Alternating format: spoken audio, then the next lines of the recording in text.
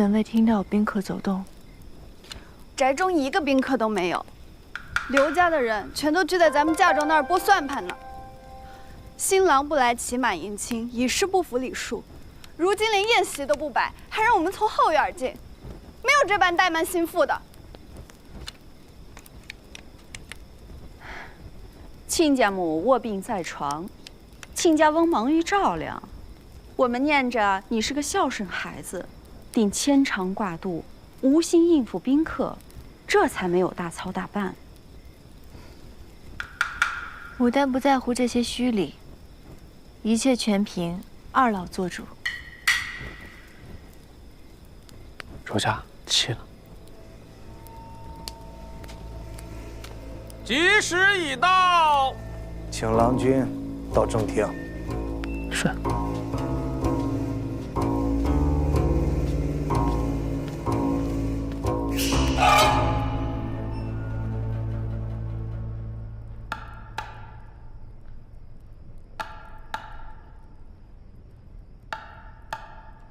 黄昏。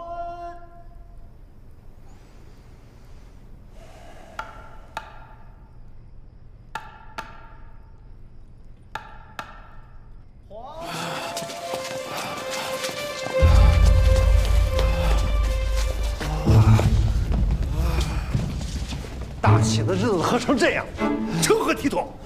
赶快过来行礼。行的是你们，不是我。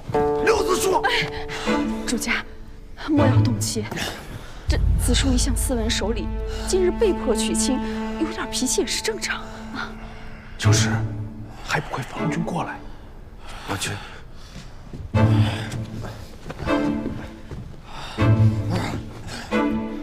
我去。跪下！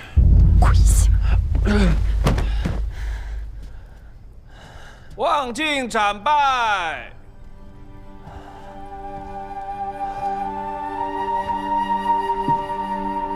夫妇一体，制服恒昌。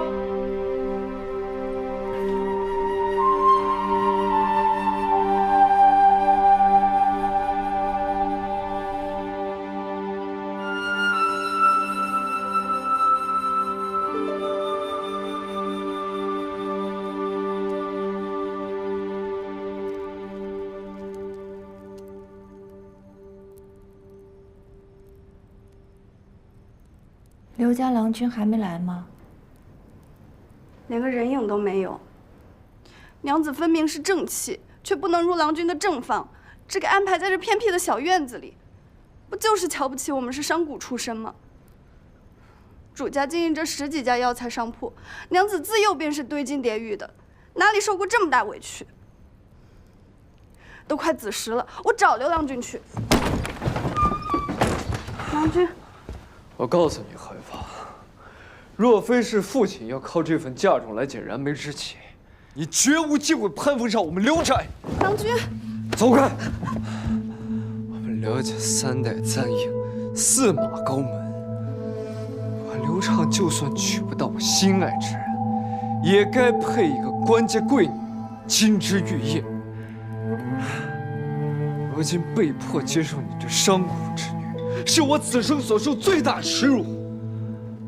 你可听好了，你我这般亲事，有名无实。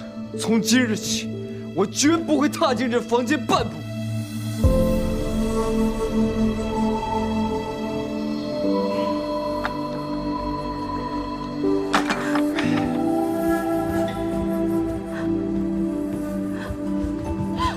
洞房花烛夜，刘畅他怎能如此无礼，对娘子口出恶言，肆意辱骂，这哪里像个官家郎君？娘子，娘子，你不要太过伤心，不管以后的日子怎么过，玉露都陪在你身边。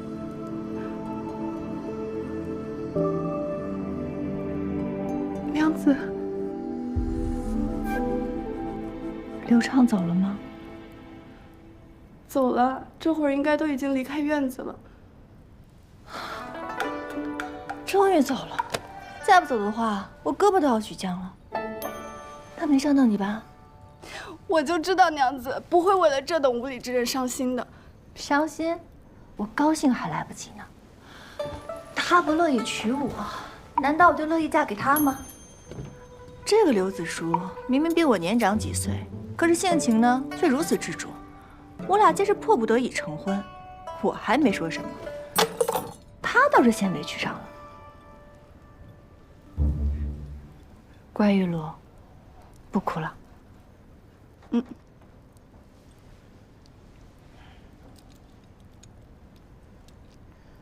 如今母亲服了刘家的功药，气色已经大为好转，我还有什么可难过的呢？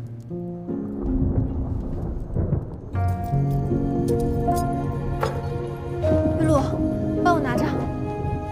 娘子，你做什么去？快下雨了，可不能淋到我的花。娘子，我来帮你。来，玉露，快帮我一起，抬起来，走。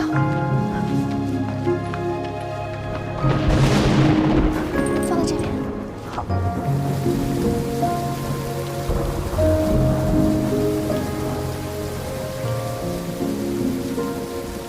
刘斋待我们如此轻慢，以后的日子怕是不好过了。淋了雨的琼台玉露，也便更加催里脱俗了。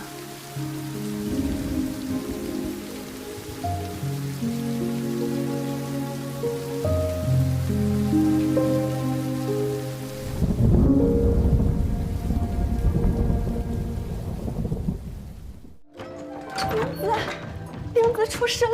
娘子，快醒醒，快醒醒！怎么了？这夫人又让我去家庙占规矩，还是宅中缺钱了，又要找父亲啊？吉安县主明日要来宅中做客，关我何事？不用理他。为了接待县主，主家叫人把咱们院里的牡丹都挖走了。什么时候的事啊？听下人说，昨天晚上就来挖了。快！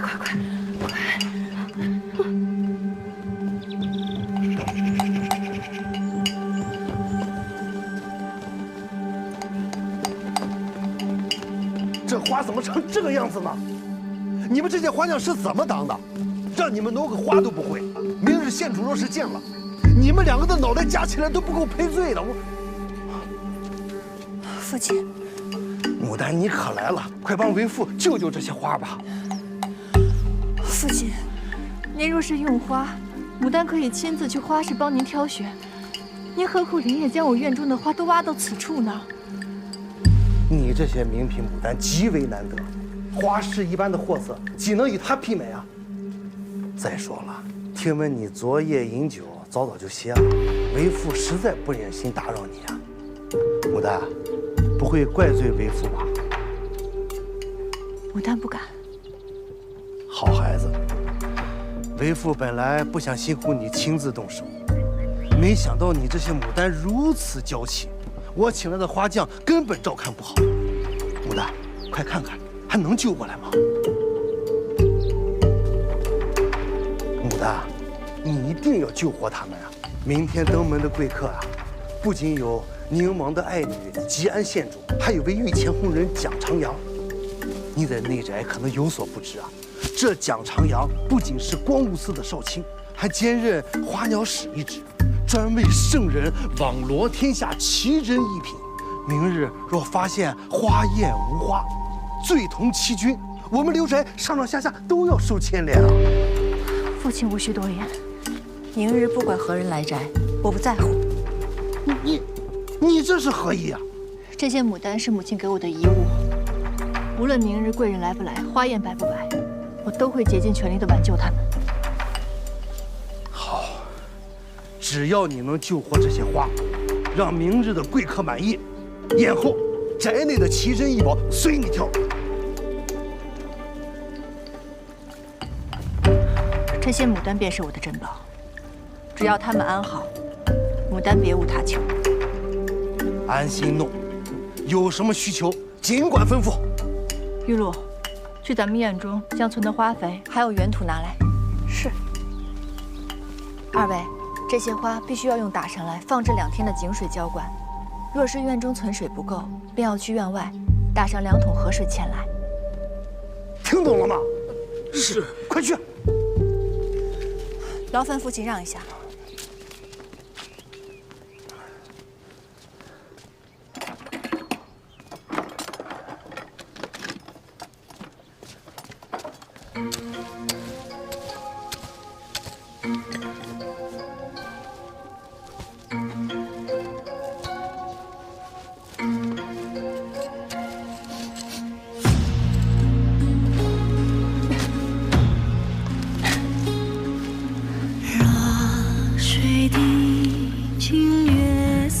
县主不喜脚本，一定要将人参姜饮换成茉莉珍珠汤，既能养颜也可解乏。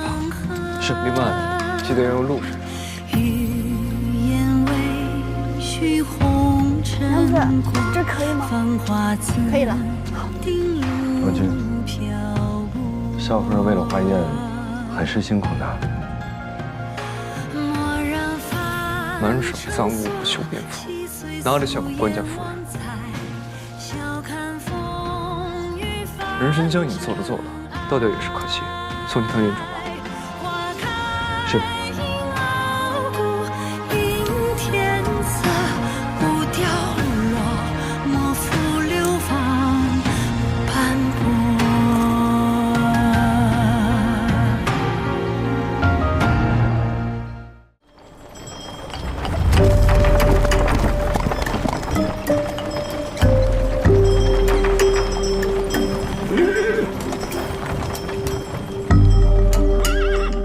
县主到了。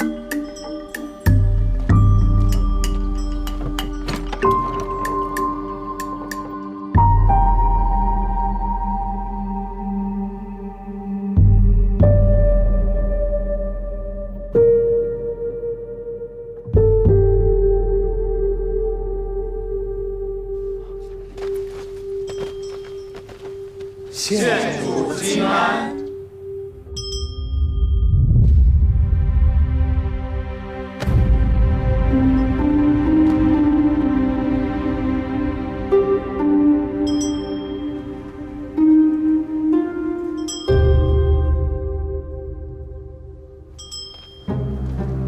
免礼。谢县主。县主，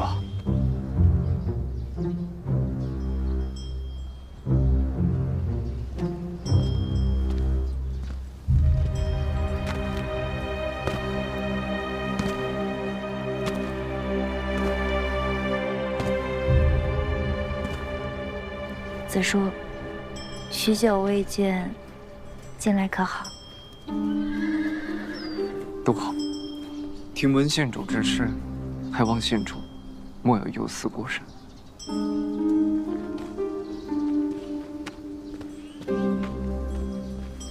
华宴已备好，请华鸟使莅临。路途劳顿，我家郎君还在小憩，请稍后。好。郎君，该起了，大家都在等您。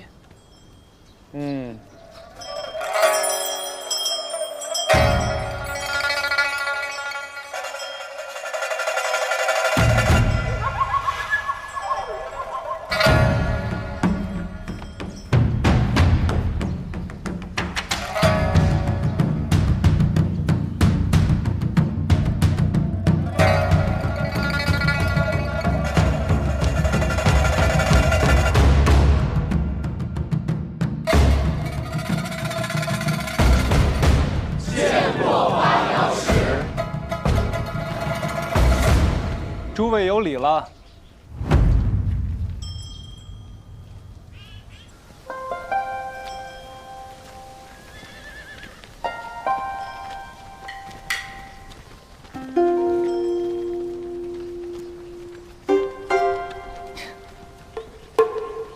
娘子，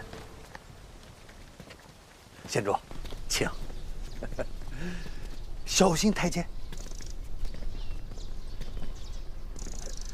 这环境啊，这花都是为你们来特意准备的。县主，你看那边还有几个非常稀有的品种，来看一下。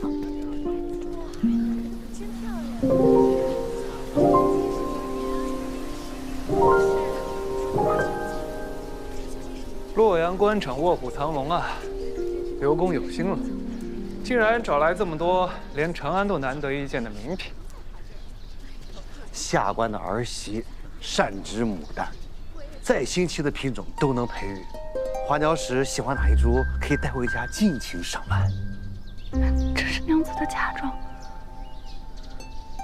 原来是少夫人养的，那还是算了。君子啊，不夺人所爱。今日前来，本想簪鲜花配装，哪知馆驿简陋，始终没有找到合适的一朵。这满园的牡丹倒是能够入眼。哦，这一朵是吧？来，且慢。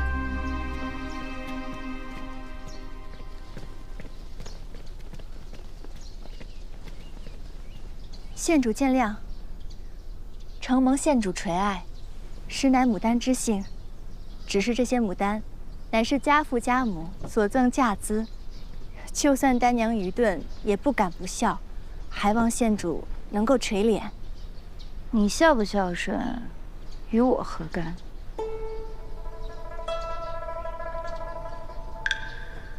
刘真，既是她的嫁妆，算了吧。子树，一朵花而已，你都不舍得吗？县主乃是天家之女，什么稀罕物没有见过呀？丹娘实话实说了吧，这些牡丹，在县主的眼中那是寻常花草，可是对于我而言，那可是价值不菲的傍身之物。还望县主可以高抬贵手，何必跟我一个威望妇人计较呢？说来说去，原来是为了钱呀。的确，牡丹在我们眼中是花，在商贾之人眼中，却是一个个金疙瘩。县主说的极是，只要将这些花折枝插土，用心照料，来年春发，一朵生2朵，何止是金疙瘩呀？那简直是年年能生钱的活财神！够了。捉襟是块粗俗，冲撞了县主，还望县主莫要与他一般见识。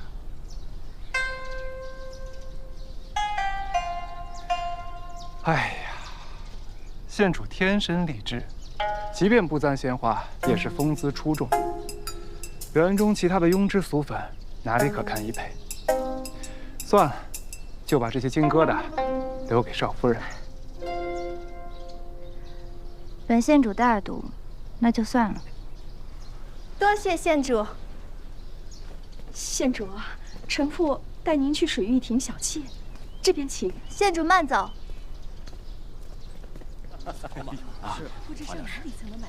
刘宅何曾这么热闹过？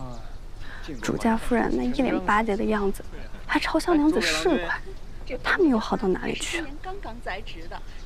我若是不装作贪财的样子，刚刚县主怎么会轻易的松口？这些牡丹是母亲留给我的念想，我必须要守住。别人比拨2句有什么要紧的？来看花啊！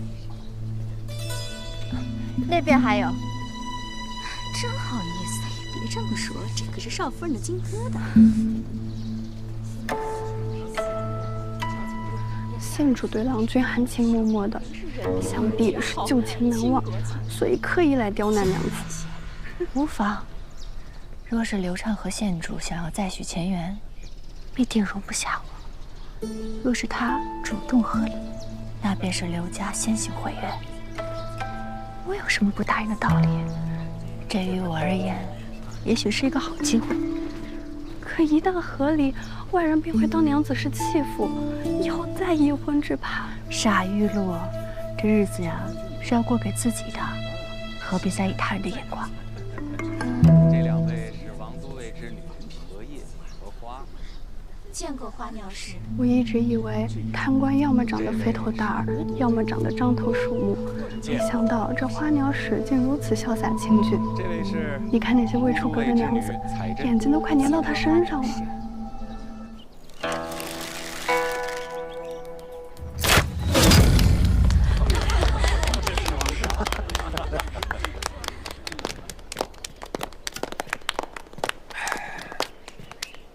司师兄，请。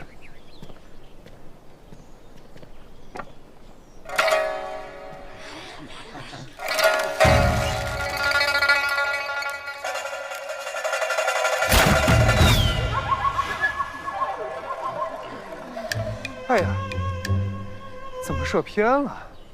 蒋兄，方才来了一阵春风，虽吹乱了蒋兄的准头，却是春风得意的好兆头。蒋兄，喜事将近呀！你们洛阳还有这种说法呢？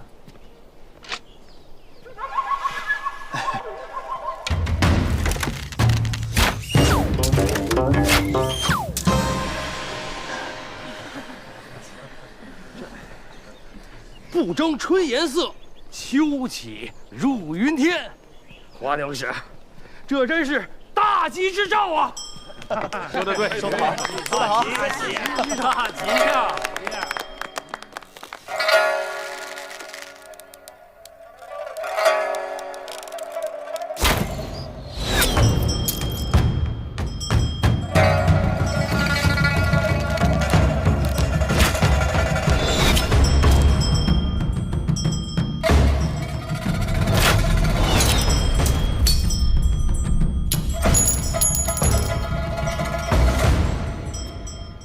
射箭无趣，不如改为投壶如何？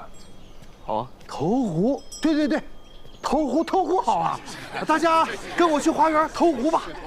县主，好啊！走，蒋兄，你们先行。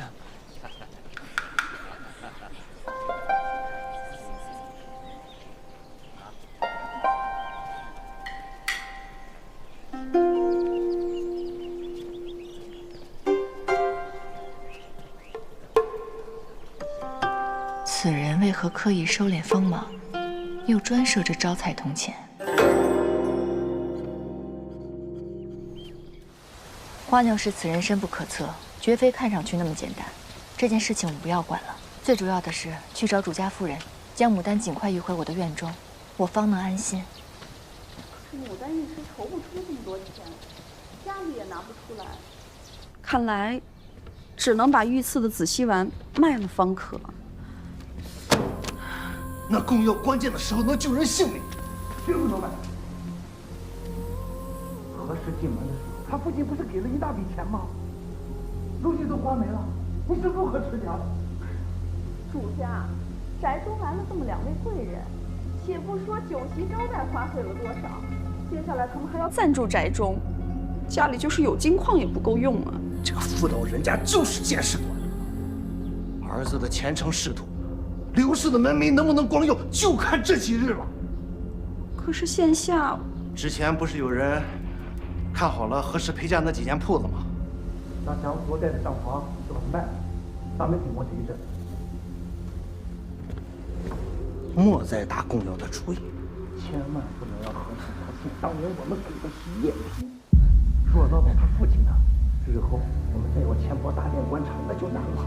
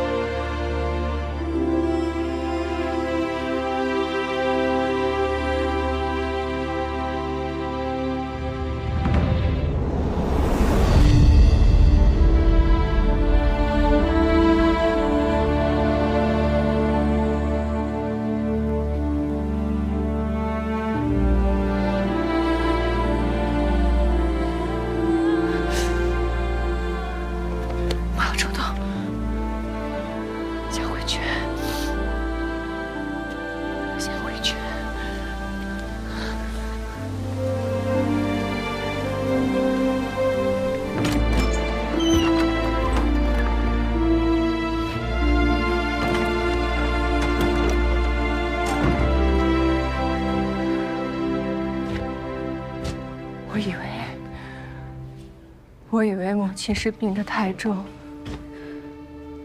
哪怕有昂贵的紫溪丸，亦无力回天。可是没有想到药丸是假的。他们为什么要骗我？为什么？我明明可以有更多的时间，我明明可以有更多的时间去找别的人。娘子，你别这样，娘子，娘子。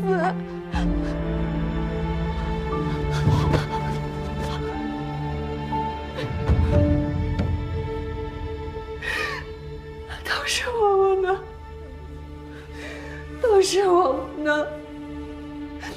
要是我早日发现紫溪丸是假的，我便可以抓紧时间寻医问药，母亲可能就会被救回来，她就不会离我而去了。是我太蠢了。是我太蠢了，是我太蠢了，是我太蠢了！不要这样，娘子，不要这样，娘子。主家卖药这么多年，从未见过真的紫溪丸。那假药和医书上写的气味、色泽都一模一样。况且夫人她刚吃下，也确实要好转一些。娘子没发现是再正常不过了。错的是刘家，不是娘子。娘子，夫人她泉下有知，若是看见您这般伤心自责，她一定会心疼的。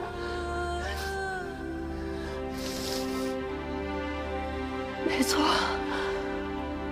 我不应该为了这样的一家人而自苦，是他们谎话连篇，延误了母亲的治疗之期。我一定会让他们付出代价。我一定会让他们付出代价的。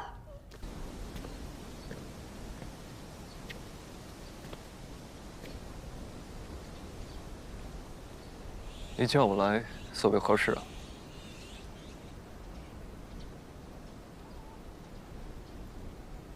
众人都以为牡丹是贵人的专属，却忘记了，他们生于山林。也曾自由地绽放、凋落。眼前的这些花，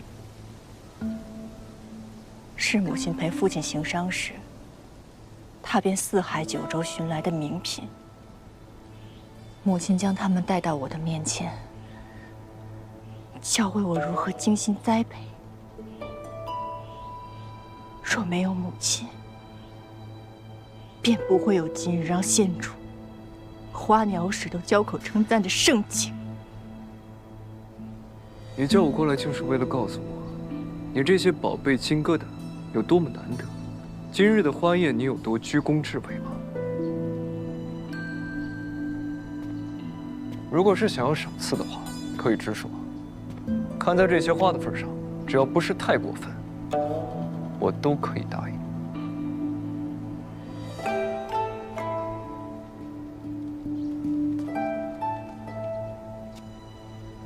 我要和离。你说什么？我说，我要和离。你说什么疯话？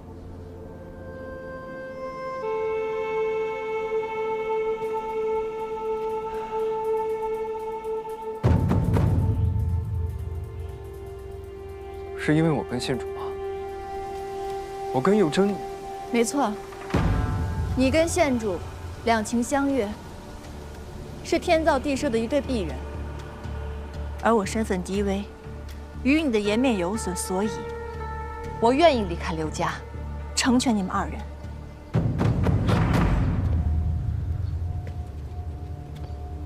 你说了这么多自贬之语，是为了成全你自己吧？果然，商贾重利轻义。你可别忘了，当初是你们何家少爷求药，如今好处用尽了，便想着毁约。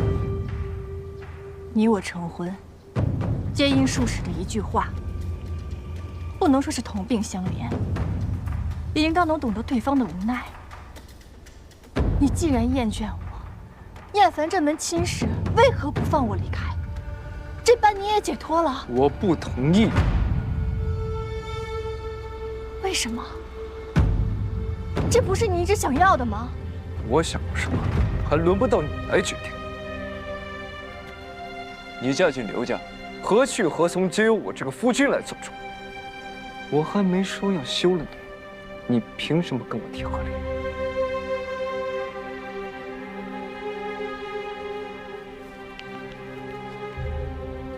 和离之事，自然不是由我出面，而是由夫君向官府提成公文。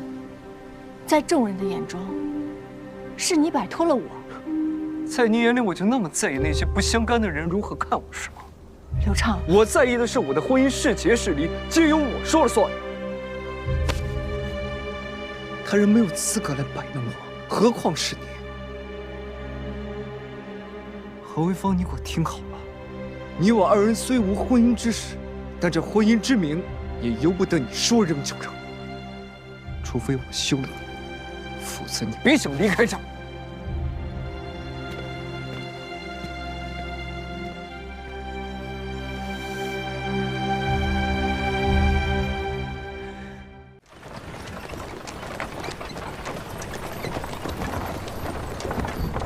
停下！停下！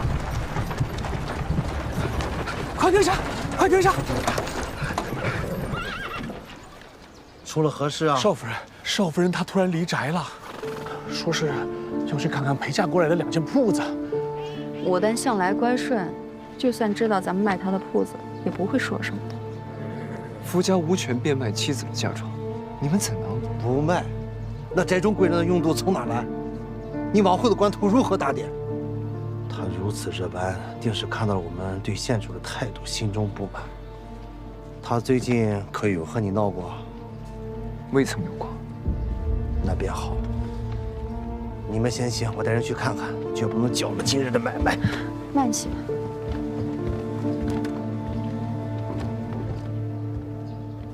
刘宅送的早饭都没有水，一会儿只怕有了嘛。娘子，吃块糕垫垫吧。和离以后，咱们还要养来这2间铺子，没有将此事办妥，哪里有心情吃得下？娘子和离后自有主家护着，何须去经营铺子？小心。母亲去世后，家中皆由姨娘做主，我不愿意看她跟弟弟的脸色，更不愿意看到父亲在其中为难。我打算将陪嫁的其中1间铺子卖掉，置办些田产，另外1间自己亲自经营。再不济，母亲在长安还有一座方圆，到时候我们可以去那里立个女户，自给自足，逍遥自在。不管娘子想做什么，玉露都陪着你。你呀，从小就爱吃这玫瑰蒸糕，赶紧吃2块，一会儿好有力气帮我搅黄刘家的买卖。待会儿咱们办完事一起吃，小心啊！牡丹，牡丹，来。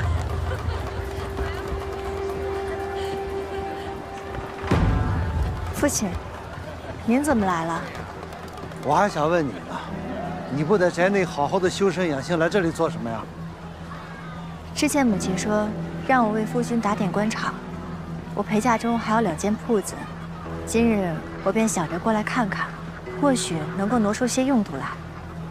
此事为父已经解决了，就不必劳动你了，回宅吧。日后宅中若是需要贴补，总会用到这2间铺子的，父亲不必客气。为父说了，不用就是不用。你若不想好好回宅，我让人请你回去了。我家娘子看自己的嫁妆，你们凭什么不让？大胆刁奴，哪有你说话的份儿啊？父亲这般阻拦，是想要隐瞒什么吗？妇人柔顺，方是正道。傅家说如何便是如何，哪有你提问的道理啊？并非牡丹要忤逆傅家，只是事关嫁妆，我不得不去。拦住少夫人！娘子，你快出铺子，这儿有我拦着！娘子，快走！让开！快走！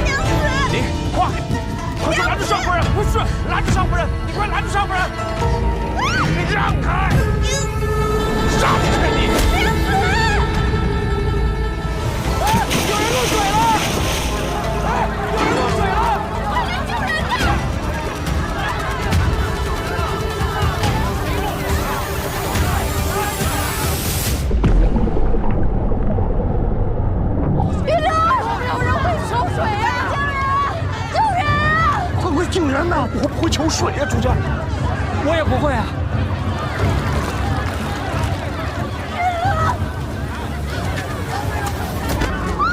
疯了！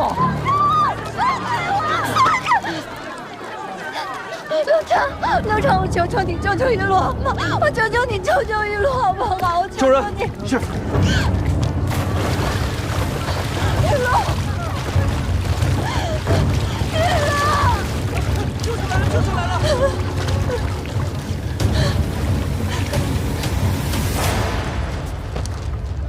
你不去好好陪个县主，来这里做什么呀？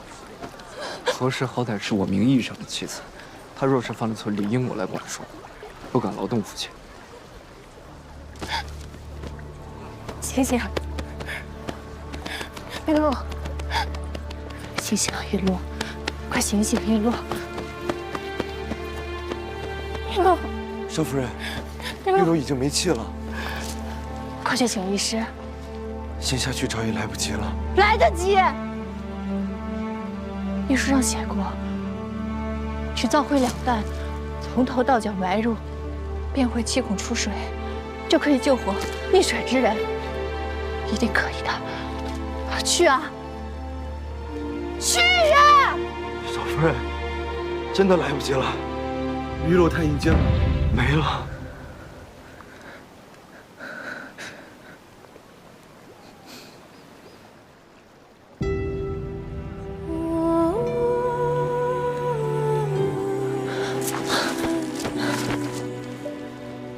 父亲，求您救救玉露，求求您了，求求您了，求求您了，求求您了，求求您救救玉露！您让我做什么我都愿意，求求您了，父亲，求求您了，父亲！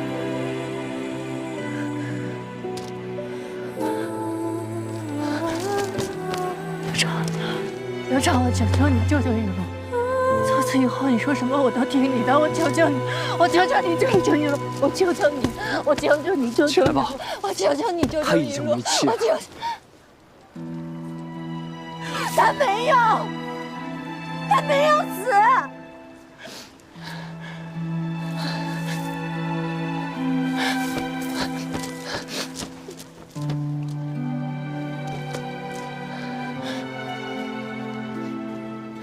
玉露。玉露，你别吓我，玉露，你别吓我，你别吓我好不好？你别吓我好不好？你别吓我，我求求你，我求求你醒一醒好不好？我会说好的，我会说好的，我们一起去吃蒸糕。我们一起要潇洒自在，我求求你醒一醒好不好？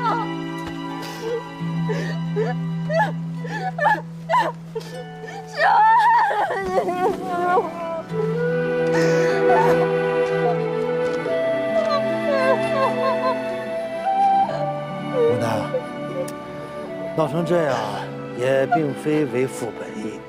这样，我罚管家3个月的月钱。以儆效尤，日后不可毛毛躁躁。你要伤了少夫人，你们赔得起吗？再者说，是玉露反抗在先才出了意外。若不是你忤逆夫家执迷不悟，这玉露怎么会死呢？莫再任性了，日后安分守己些，为父再给你配一个更好的丫鬟便是。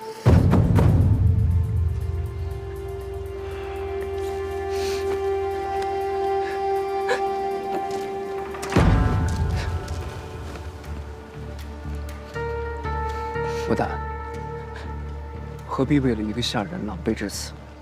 赶紧回斋梳洗吧，莫染了风寒。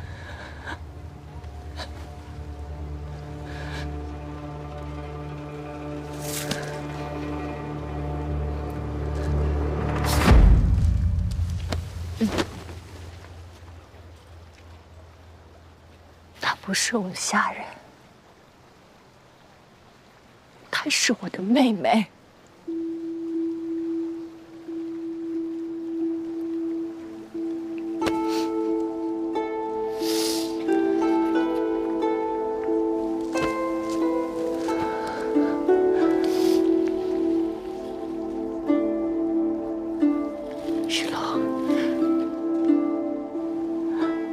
家，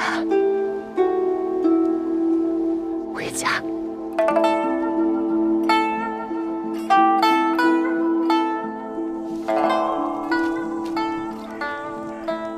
以前我每次贪玩犯错，爷娘都会罚我不许吃饭，而你都会帮我去偷点心。结果你笨手笨脚的，每次都会被发现，然后被打一顿手把。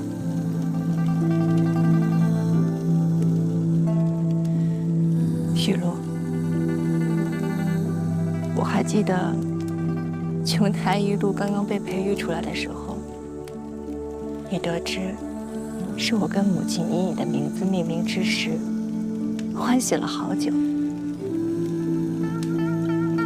可是你终究没能等到琼台玉露开花。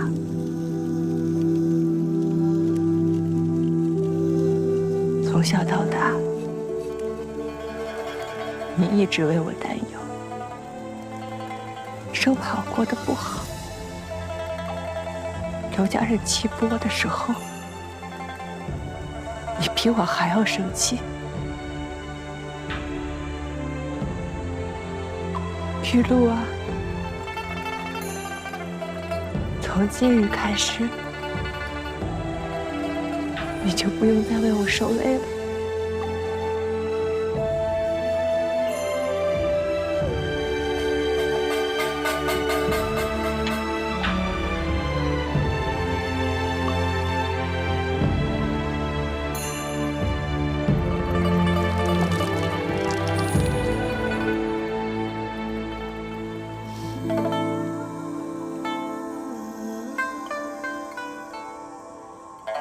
玉露，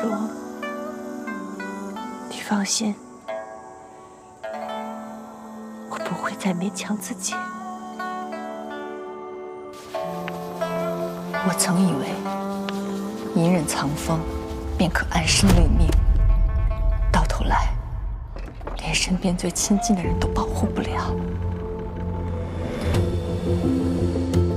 无论多难，从今往后随心而活，我会做回本来的那个自由自在的何微芳。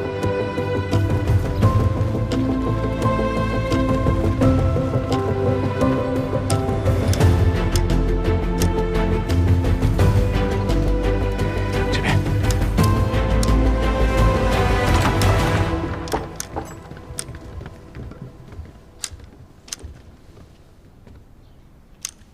牡丹，你这是做什么？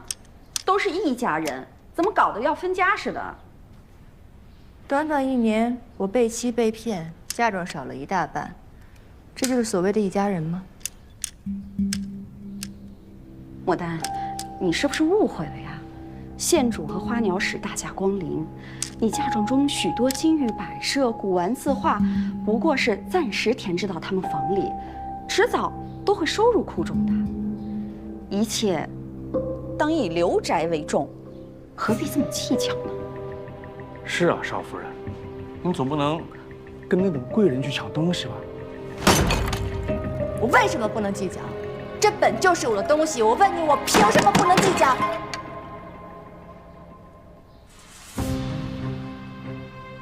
两位贵人只是暂住刘宅，哪怕身份再高，也不该夺人所爱。你们想逢迎讨好他人，随便你们，但是我不会任由他人摆布。刘畅，你自诩读书人，往日就属你最是清高，难道你也愿意用一女子的嫁妆来铺你的青云路吗？牡丹，我之前并不知晓那些是你的嫁妆，若是我知道，绝不会擅动。去把客房中的摆设都取回来。子硕，这样是怕县主不悦。母亲，牡丹说的没错，刘宅的东西如何处置，外人本就无权之差。还不快去！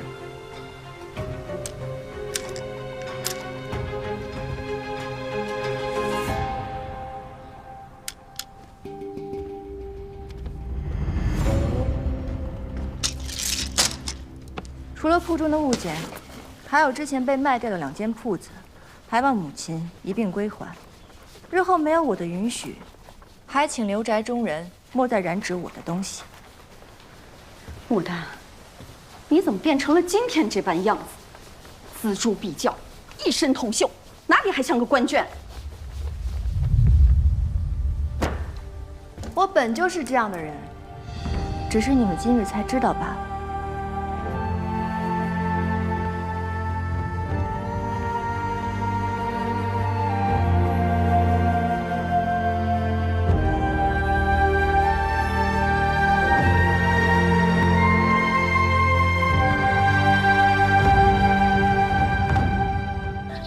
小白兔怎么这么凶，还会咬人？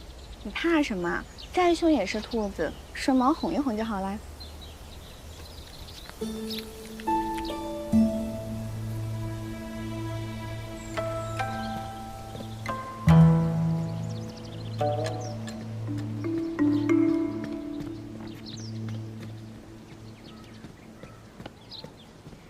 见过县主。我之前就跟子舒说过，我喜欢毛茸茸的小东西，没想到过了这么久，他还记得。劳烦子舒有心了，把兔子拿过来吧。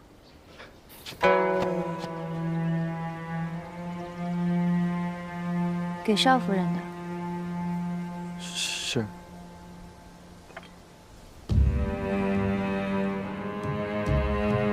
郎君，小人无能，被兔子给咬了一口，让它给跑了。跑了？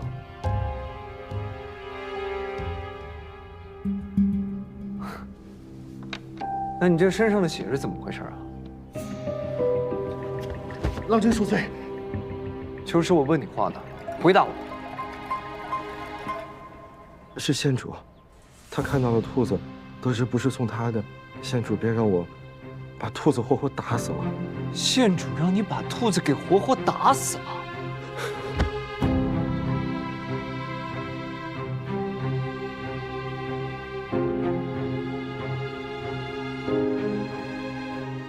你告诉县主，他还未出丧期，恐他人对他风言风语。今夜游湖，我便不去了。下去吧。是。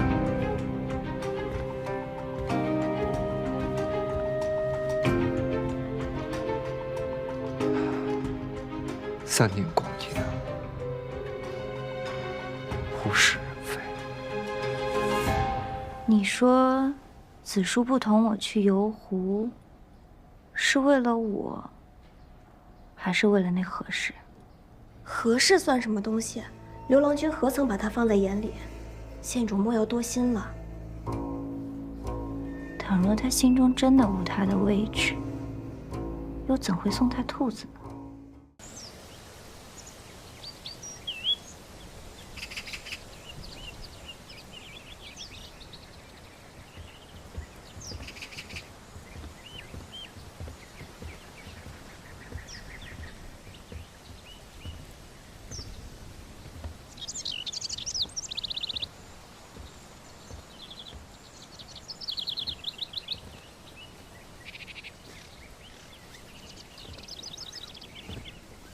县主，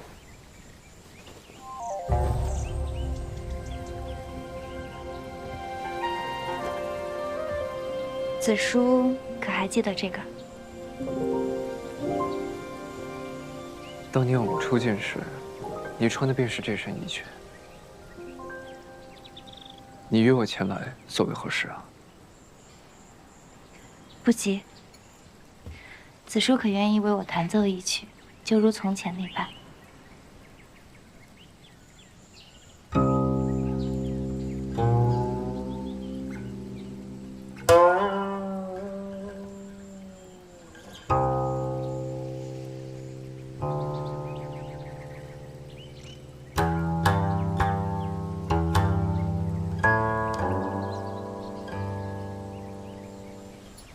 当年你送我玉连环，说连环可碎，人却绝不可分离。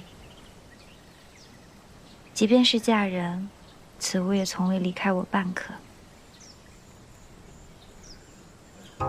某事不可追。有真，过去的事情不必再提了。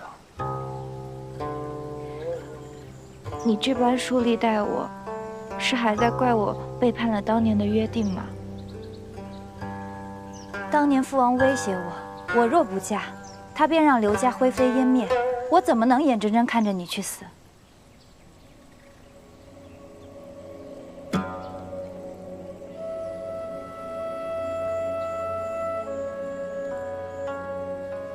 也怪我自己那时候年纪尚小，心性不够坚定。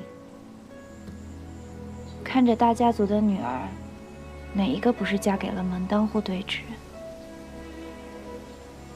想着就这样吧，为了你，我愿意认命。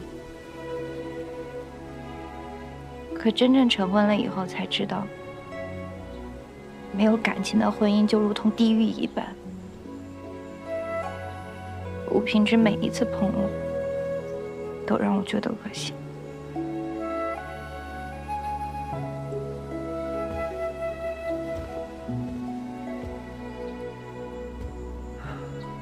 你的无奈我都明白，我也从未怪过你。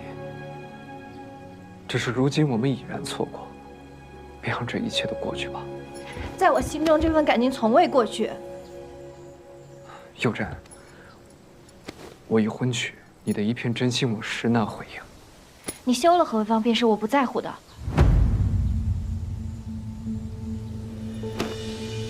你如今怎么变成这样？轻飘飘的一句话，就可以毁了其他女子的一生啊！我这么做都是为了你我，人难道不应该为自己争取吗？你口中的正是建立在他人的不幸之上，而你对这种伤害却毫无察觉。从前的佑真从来不会仗着自己是县主，便以权压人。从前的我太过天真了。你可知道这3年我经历了什么？武家高门显贵，父王亦需要他们的支持。我整日需要与婆母、妯娌，甚至贵妾周旋。我因为心中有你，所以我不愿意与他有继父相亲。我若不是县主，早就被夫家折磨死了。经历了这一切，我才知道，权力是何等的重要。没有它，人就会被轻易碾碎。子舒，你有才华，有抱负，我愿意一拳助你。可何事他什么都没有，他只会拖你后腿。休了他，跟我回长安吧。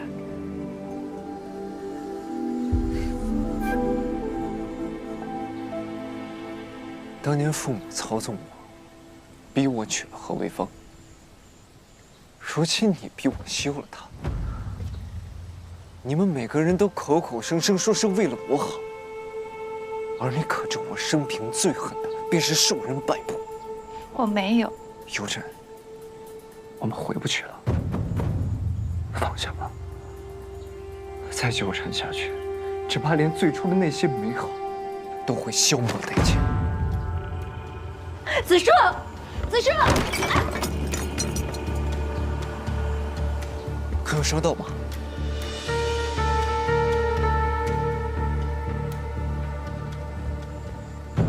可有伤到哪儿啊？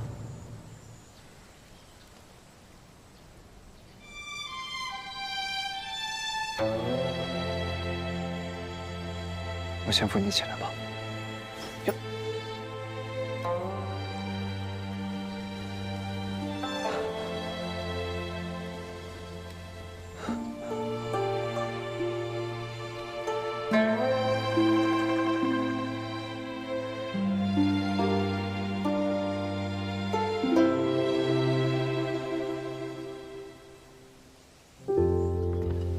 是啊，诸位贵客，丹娘培育了整整1年的并蒂牡丹，今日开花了，此花稀有，在洛阳也唯有刘宅有此一株，还请诸位随我一步到水玉亭一观。刘璋和县主此时正在水玉亭中，刘家少夫人这是什么意思啊？如此稀罕之物，大家难得一见。王将士，请。走，走。看来他不止备了一出好戏。这边请。诸位，请一步。这边。当初为了让父王答应你我之事，我拼死反抗。你知道这是有多么痛苦吗？每当我坚持不住的时候，我就往这划上一刀，时刻提醒自己，世间任何的疼痛都不及失去你。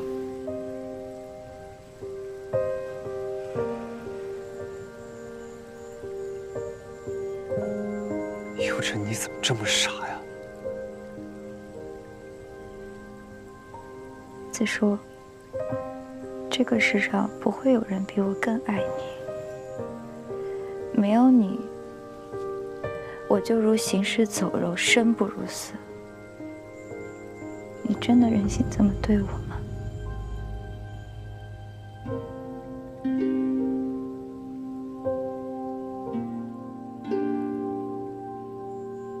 连环可遂，人不可离。不要再离开我了。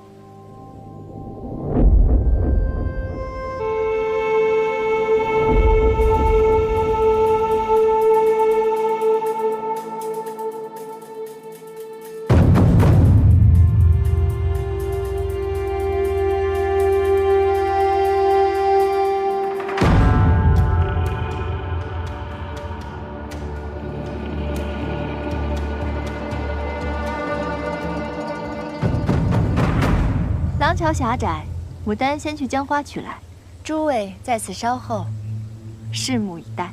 好。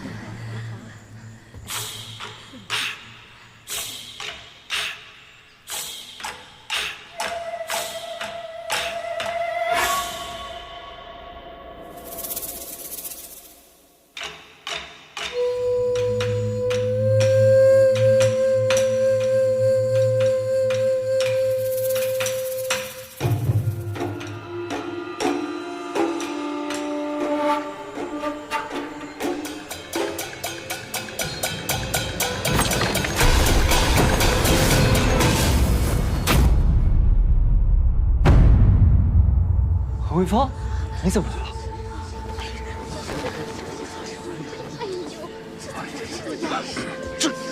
夫人，夫人，夫人！你把他们引来了，你是不是疯了？夫人，你还是先关心下县主吧。你们二人大庭广众之下，衣冠不整，举止亲密，该如何解释？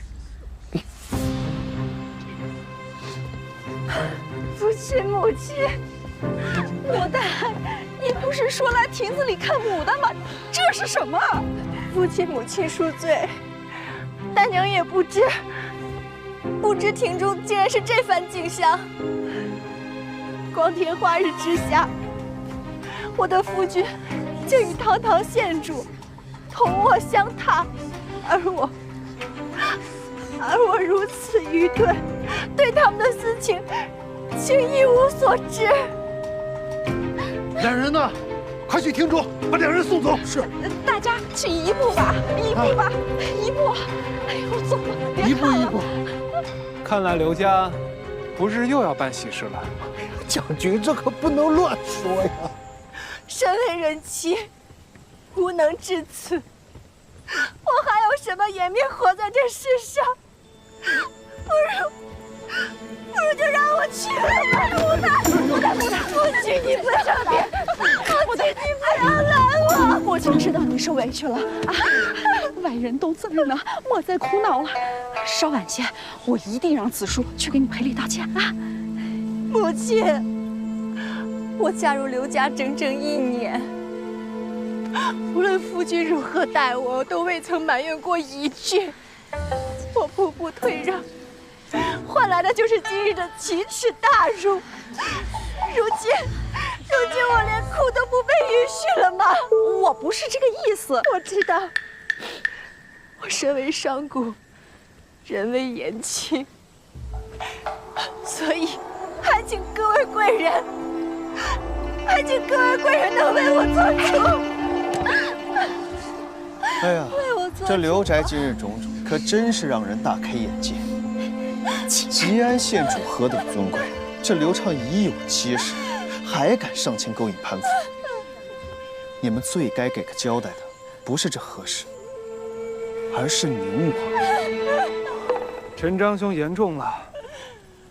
县主与子叔啊，分别数年，再见不过是情难自禁。这般重情之人啊，实属难得。何不成全了二人啊？如何成全？这何氏可是正妻呀！是啊，县主岂会做？可这般啊，只怕是委屈了何氏。县主与夫君两情相悦，我又何必留在宅中碍人眼呢？穆大，你这是何意啊？还请诸位能为我做个见证。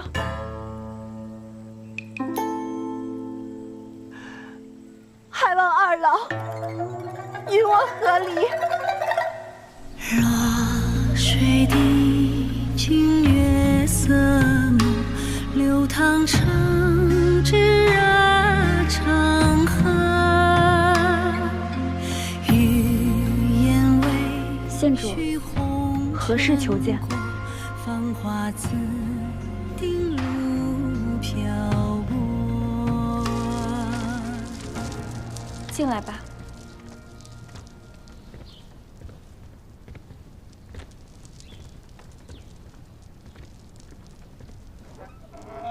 县主金安，何氏好手段呀，哄骗着子叔不同我去游湖，现下来找我，是想炫耀一番吗？牡丹并不知晓游湖之事。怎么，子叔拒绝我，难道不是与你另有相约？我没有约过刘畅，更从未想过要与他出游。那你前来找我做什么？就不怕我眼中容不得沙子，处置了你吗？刘畅一直念着与县主的纯真烂漫、出尘脱俗之情。若是县主无故打杀于我，只会让刘畅觉得您变得狠戾跋扈。县主如此聪慧，定不会将刘畅越推越远。您无需对我有任何的防备。我的心思从来不在刘畅身上。我已经决定要与他和离。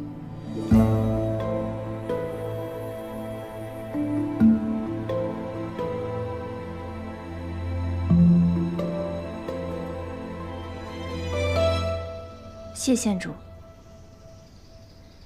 以你的出身，刘家是你能嫁入最好的人家。你怎会愿意弃了这官家娘子之位？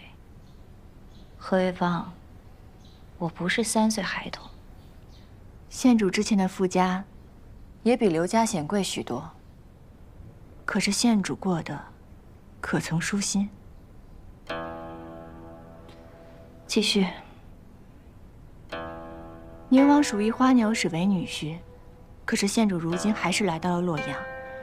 想必自己的婚事也不想由他人摆布。县主如此尊贵，可仍然无法随心而活。说句僭越的话，我与县主何尝不是同病相怜？我此次前来，只是想为自己一争，脱离这苦海。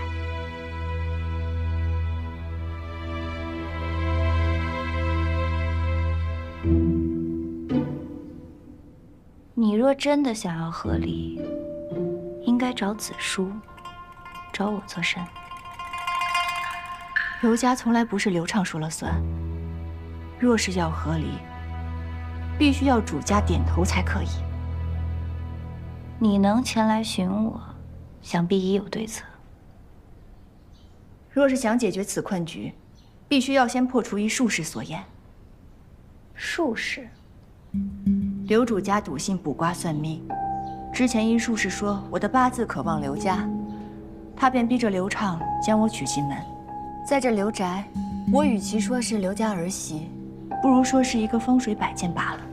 而这术士姓袁，看似仙风道骨，实则深谙依草附木、巧言令色之道。以县主的身份，只需要让他动一动嘴，告诉主家，这刘家的福星不再是商户何氏，而是金科玉业的皇家贵女，那么刘畅正气之位便可腾出。贺卫方，你果真不似看的那么简单。谁给你的胆子，敢利用本县主？目的一致，何谈利用？县主，我从来不是您的敌人，此乃共赢之法，既可以让刘家将我这假福星速速送走，又可以让县主跟刘畅终成眷属。不愧是出身商贾，算计人心，面面俱到。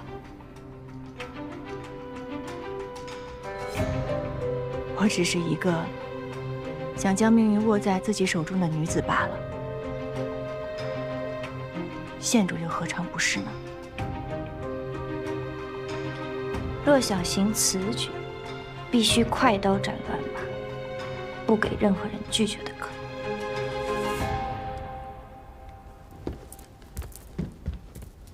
县主三思，若是按照县主所说去做，只怕会有损您的名节。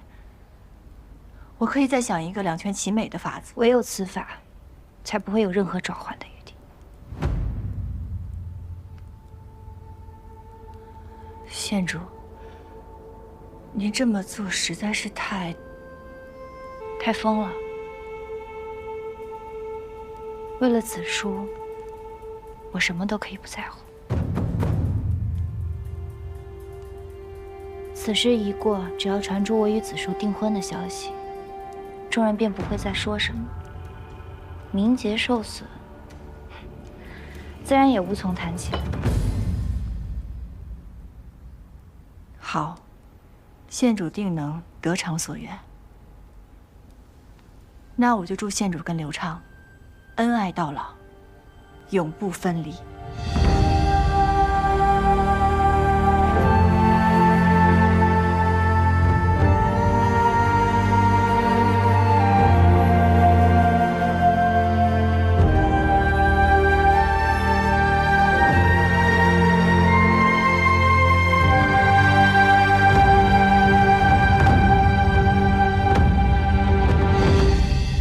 县主，子书，进来吧。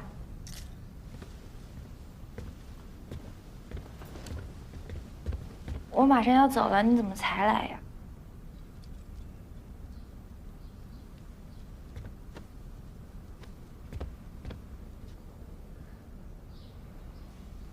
回县主，归程路远，我命人在马车上都备了些软垫，还望途中县主能少些颠簸苦楚。子书啊，你来的正好。你爱慕县主多年，如今心愿就要得偿了。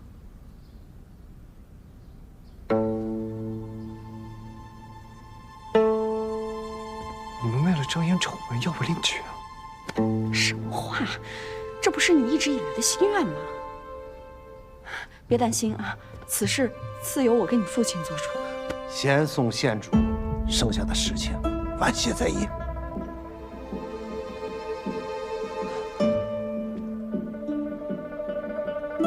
县主，请。请。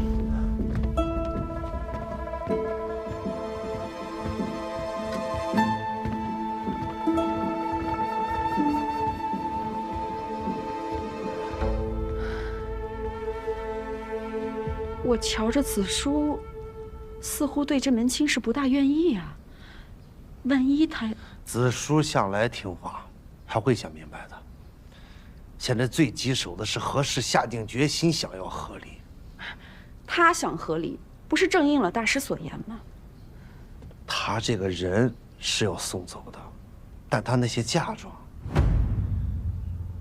官场打点、操办亲事都需要花销。我看还是想法子休了吧。郎君，少夫人把衣物细软都装点了，奴婢也不敢拦着。先下去吧。听他这意思，是非走不可了呀。郎君，今日之事只是误会，毕竟夫妻一场，少夫人定是伤心气闷。郎君，何不解释一二？是啊，这龇牙的兔子再凶，它也是兔子。我便去捋捋毛吧。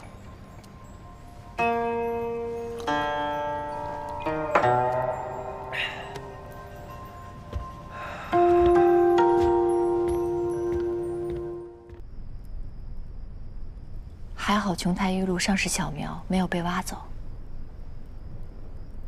待我们回到家里，我就把你移栽在院中。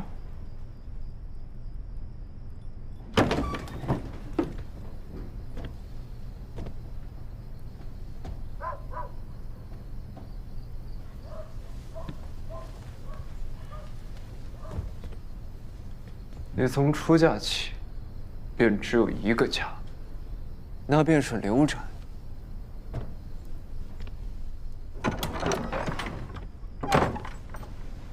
仙主已经走了，你那些花，日后是养在园中，还是养在盆中，就由你来安置，不会再有旁人动它了。你喝多了跑我这里做什么？你眼下不应该跟主家和夫人准备聘礼呢吗？也好，既然你来了，那就把和离书写了吧。明日一早，我便会离开，绝对不会耽误你跟县主的好事。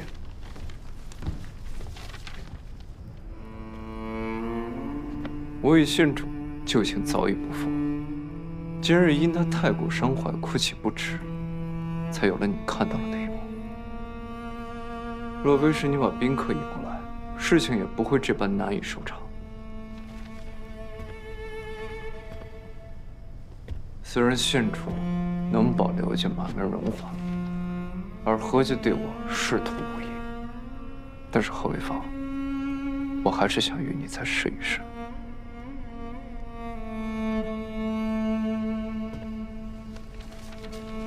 好了，别再闹了，日后我对你好些便是了。那我真是谢谢郎君的抬举了，可惜你抬举错人了。你以为我在意的是你跟县主的旧情，要靠哭闹跟和离来博得你的宠爱吗？那你未免想的太多了。我之所以要和离，是因为刘宅上下都让我厌恶无比。和离之事已成定局，别再多费口舌了。今日赶紧把这个签了吧。干什么？你今日痛哭流涕，是刻意而为之。你想把事情给闹大，是为了让我不得不另娶吗？是又如何？于众人都是好事，岂不是皆大欢喜？父母算计我，你也算计我，我不会让你如愿的。舒儿，给我备好热汤沐浴，今天晚上我就要在少夫人房中过夜。休想！救命！救命！你还想跑？从过门开始，你依旧叫我郎君。我告诉你，你早该开口了。你要不今天晚上叫我子叔，要不就叫我夫君。你休想！你无法反抗你的父母，你义无反抵抗县主，你只会耽误全无事的我，那将是你希望可来的自由。文凤，高价官宦之家，伤敌尊崇。我满腹才学功名，不过是早晚的事。这等好婚事，你理应知足感恩才是。你凭什么逼我入车县啊？什么狗屁官宦之家，如今跟流氓强盗有何区别？就算你是皇亲贵胄，我一样看不上你。还告诉你了，这强盗我当定了。待沐雨成舟，我看你如何离开。这啊，看这地方到底是姓刘还是姓何？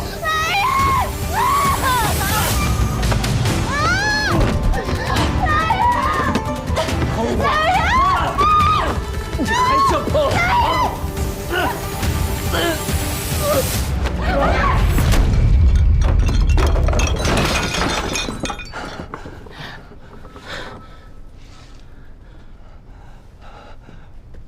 我先扶你起来。别过来！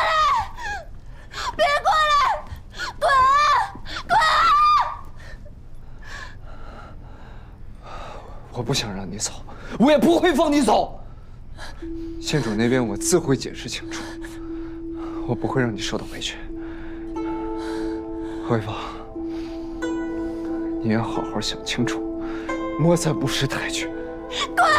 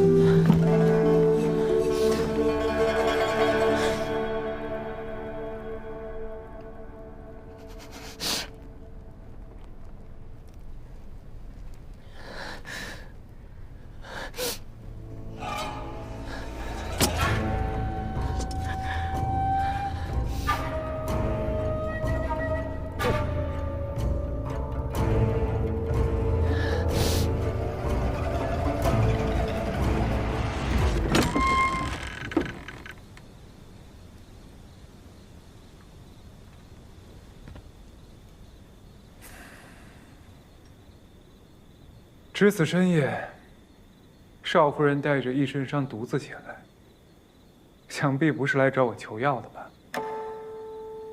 将军睿智，刘长奸情识破，迁怒于我，可是对我卷角相加，我欲报官合理。可是洛阳大小官员都是一丘之貉，我唯有求您出面，替我做主。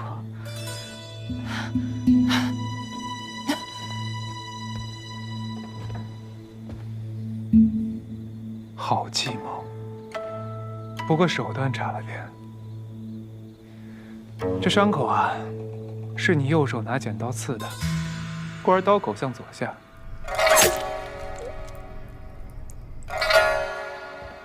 还有，你这袖口上的血迹啊，亦是破绽。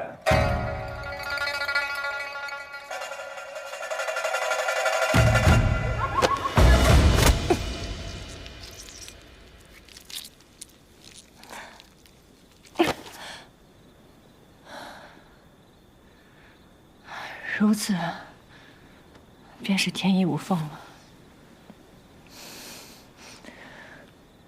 多谢提醒。少夫人为求自由，无所畏惧，鄙人佩服。可我这扇子是圣人赏的，很贵的。将军若是不帮我，这把扇子就是你伤我的证据。还望将军能够三思。你可真是赖上我了。不算赖，各取所需罢了。将军见过我的破绽，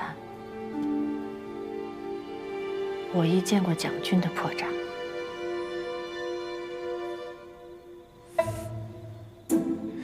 少夫人拿着一枚铜钱，便说是我的破绽。我还头一回遇到这么轻飘飘的威胁。我知道，以将军的聪慧，定不会落什么把柄到我这种人手上。可是走投无路之人，哪怕只有万一的可能，也只能一试。何况将军若是帮我，对你来说也不无好处。祝你重获自由，我能有什么好处？我若是离开刘宅，刘畅正妻之位，便是县主的囊中之物。他们二人终成眷属，不也是将军所希望的吗？昔日天师显灵要助你，你嫌贵不要，如今又来相求，可见贵有贵的道理吧？好吧，我就行侠仗义一回。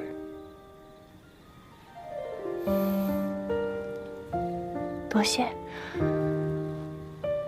不过我还有一事相求，我怕他们官官相护，推搪了事。明日将军可否帮我找一些百姓，围在衙门门口，替我壮壮声势？你倒是机灵，知道用舆论压人。成，我就帮你雇一些百姓，瞧瞧这出好戏。不过，看戏造势也好，行侠仗义也罢，这钱你可不能赖。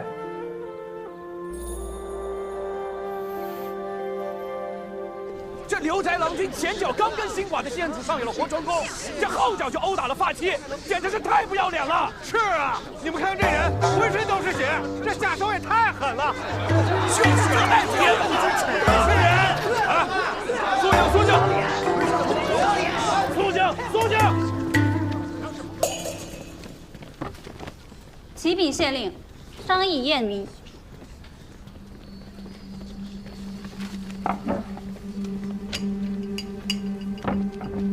县令，昨夜我们只是争吵几句，略有推搡罢了。我怎么不记得我伤了你的肩膀了？郎君不胜酒力，竟什么都不记得了。那你还记得什么？我手上的淤青你还记得？我额头上的伤你还记得？我的后背、我的四肢还有大片青紫擦伤，莫不是你都忘了？我又不是故意要伤你的。身上这么多伤，你还敢说不是有意的？给我闭嘴！我刘宅处理自己的家事，与你们何干？上来还这么猖狂，是不是？啊！你这公堂之上一身酒气，就简直无法无天！贤令，近来宅中家事不宁，犬子才借酒消愁，如今今夜未眠，脑子糊涂，话做不得准，还请先带入后事，请医师医治，醒醒酒吧。父亲，胡言乱语确实阻碍断案。待刘郎君酒醒之后再上堂回话吧。是。刘郎君，请。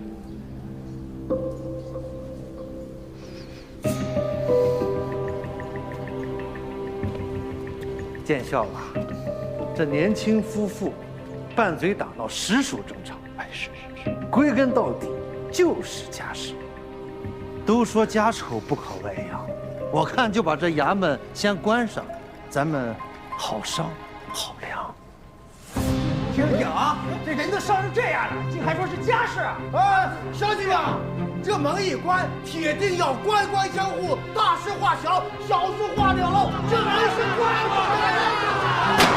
尔等刁民，真是扰乱公堂，还颠排朝廷命官，难道是想进来挨板子不成？关门！关门！关门！等等！县令，衙门之所以开堂断案，便是要取信于民。而我的夫君偷欢在前，伤人在后。若是刘家光明磊落，何须关门？牡丹，子叔秉性柔慈，绝做不出这种伤人之事。我刘宅素来待人以宽，自你嫁入刘家，我们真可谓是如珠如宝的护着，锦衣玉食的供着。如今在公堂之上，你竟反唇相讥，生怕我们一家人吃了你一般，真是让我寒心。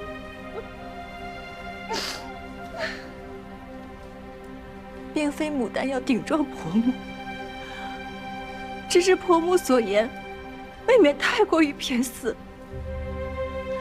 牡丹出身商贾，自知高攀了门楣，于是凡事都小心恭顺。可是刘畅呢？他不仅与他人公然苟合，还对我行凶施暴。如此境遇，却说对我如珠如宝。县令，妾身今日来求官，就是为了讨一条生路啊！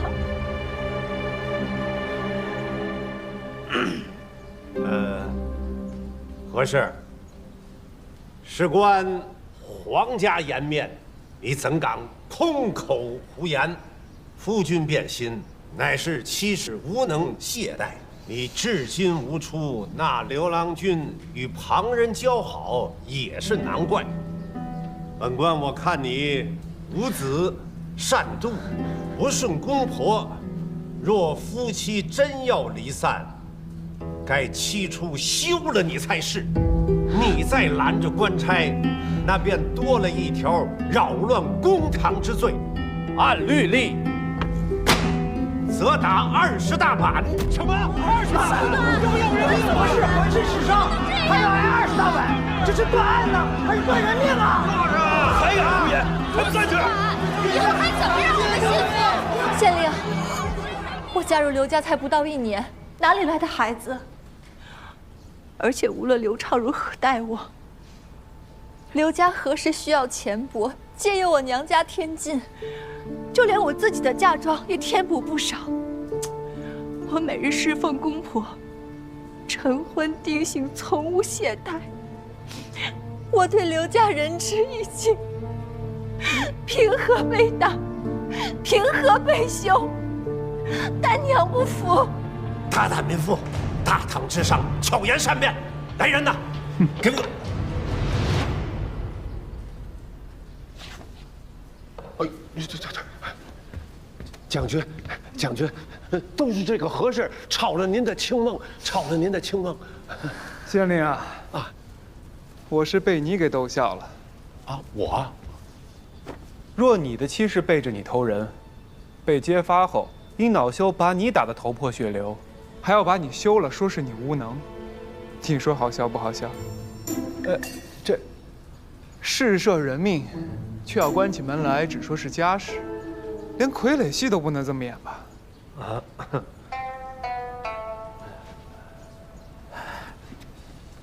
将军啊，自古夫为妻纲，这夫妻之间的事情，不就是家里事吗？啊，对。再说了，也真没出什么人命。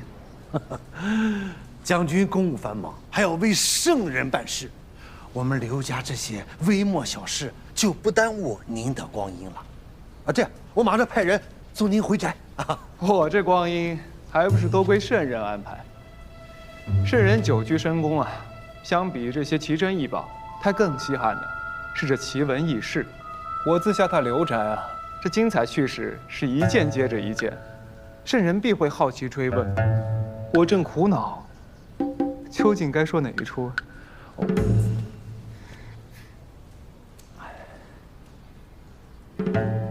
花宴之上，杀手进入，在你管辖的范围内，出了这么大的差错。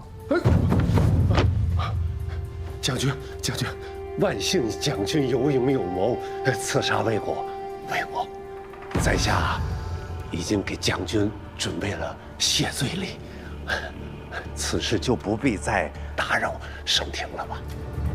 好说好说，咱们都是替圣人分忧嘛。是。将军近来一直住在刘宅，那何氏的遭遇想必有所见闻，依您所见。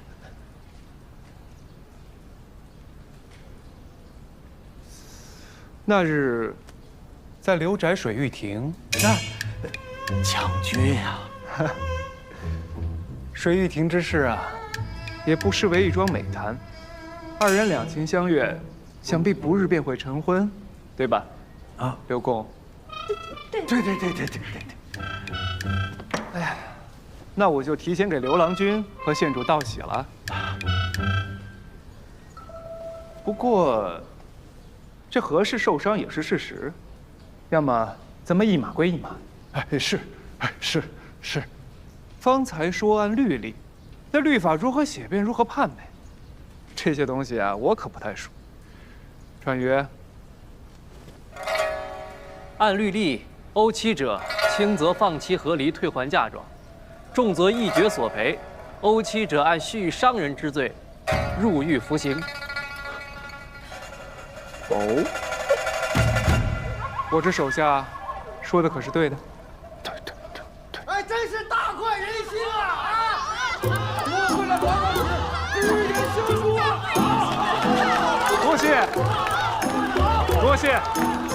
多谢。县令，丹娘今日来求官，不为求财，亦不为报复，只为谋条生路。还望县令允准我何为方与刘畅和离。今日立字画押，明日清账离宅。从此以后，我与刘家好聚好散，再不相干。牡丹呀，你出身商门，根本就不懂得和离的繁琐啊。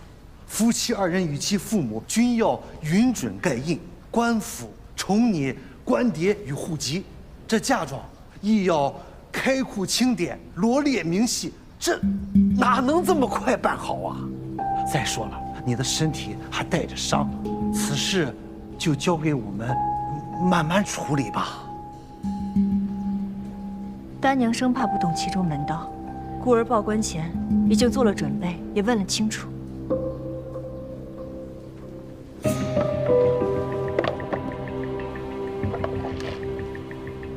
和离书我已经写好盖章，嫁妆单子已整理完毕，其中丹娘自愿为刘家贴补的，已从中扣除，全当是孝敬公婆。可是刘家瞒着丹娘，偷偷变卖的器皿、铺子，还望原价返还。哎，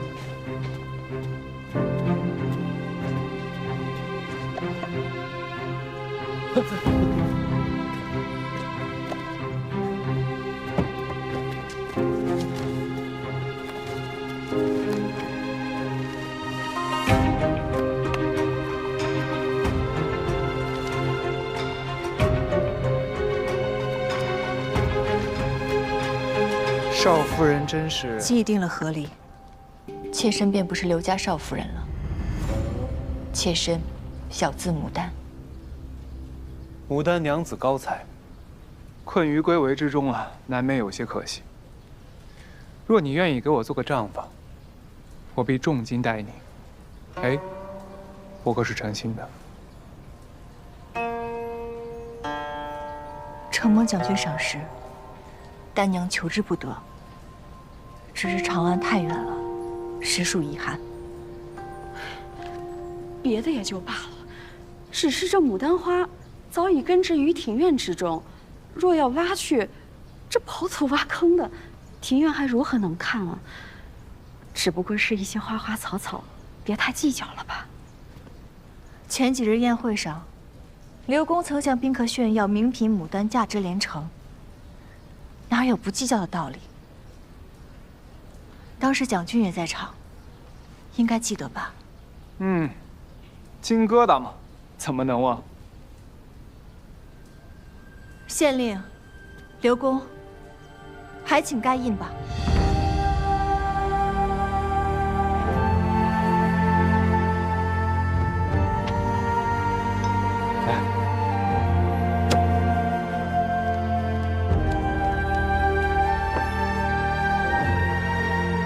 刘家为官多年，俸禄颇丰，不会连这些钱财都掏不出来吧？下官这私印尚在寨中，而且这是1年的账单，这下官自己也算不过来啊！我得找账房一一算清，得费不少功夫啊！而且最近我们差事繁多，就是加紧算的话，也得算到下个月吧。刘公说的这些，请账房清算核点，需几日？3日足矣。那边的3日之后，来官府签字画押，换了官牒，和离之事便了了。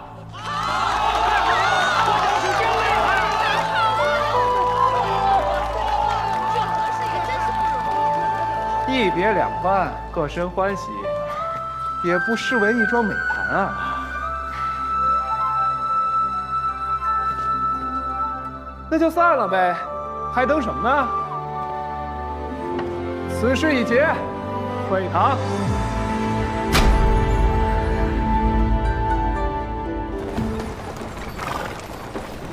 郎君，我们也可以起行了。您这是在等谁啊？我唱了这么大一出戏，做了件行善积德的大好事，不赚吆喝，也得赚些钱帛吧。将军，将军留步。郎君果然料事如神。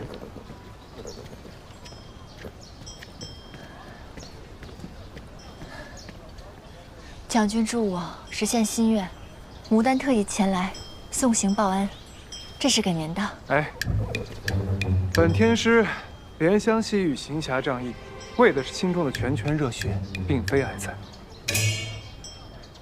啊，哎，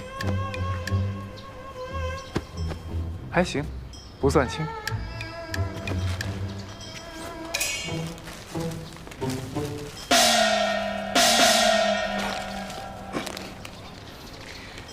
钱帛冷冰冰的，哪有这烤糊饼热乎实在呀？足足3斤呢，将军路上可以充饥用。这些礼足够重吧？开玩笑，开玩笑而已。这刘家现下还没有把我的嫁妆还给我，我也是囊中羞涩，算是我先欠你的。川渝，这世上第一个敢欠花鸟使钱的人出现了。我利息很高的，你还不起。依我看啊，你还是跟我去长安做个账房吧，日进斗金，真的。胆大的人方能发大财，我还是怕死的。祝将军一路坦途，他日相见，牡丹再行报恩。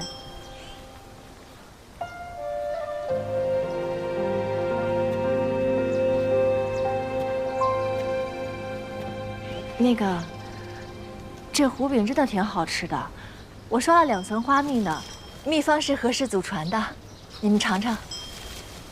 一定要趁热吃啊，趁热吃。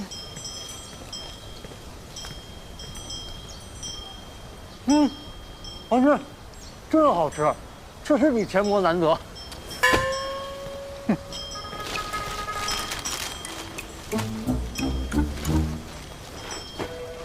上路。出发。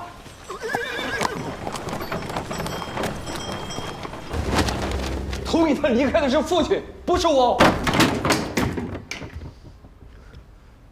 何为方呢？此刻他在做什么？郎君，他已将马车备好，正忙着收拾私物，清点内库。舒儿将打包好的行李都搬上了车，就等郎君在和离书上按下手印，他便可回娘家了。郎君，此事闹成这样，早已覆水难收。县主要求刘家速速提亲，他要做的是正妻。如若失约，便是滔天大祸啊！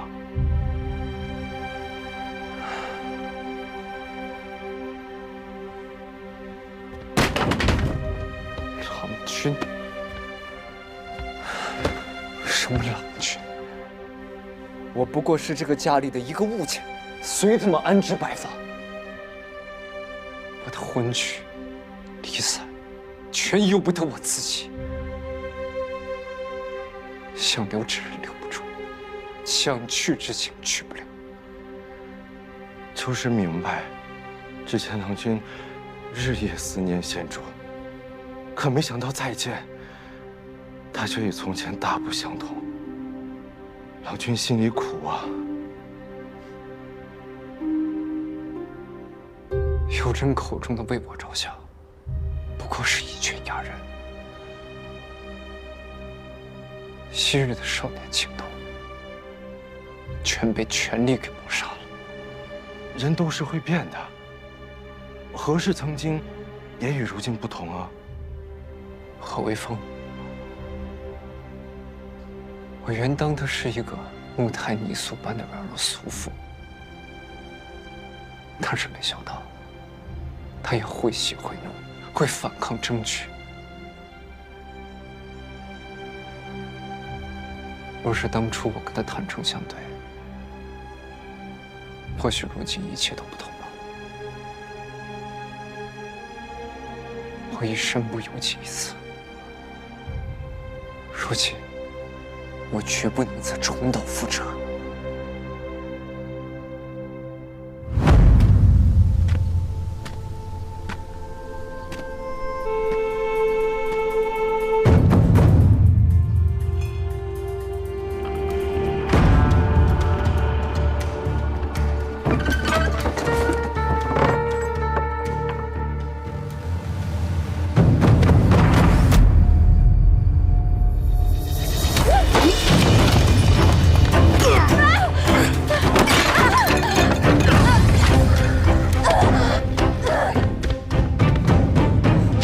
只要找到那合离树，烧了它便好，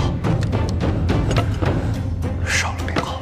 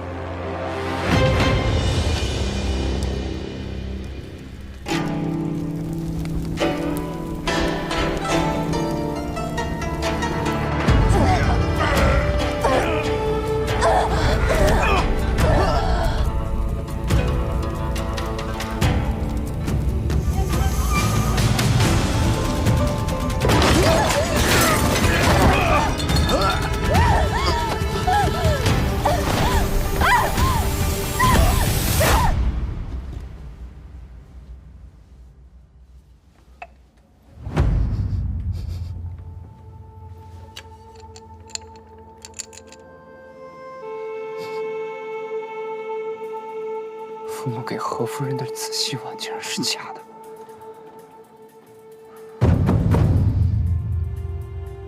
若不但知晓此事，只怕更要恨死刘家。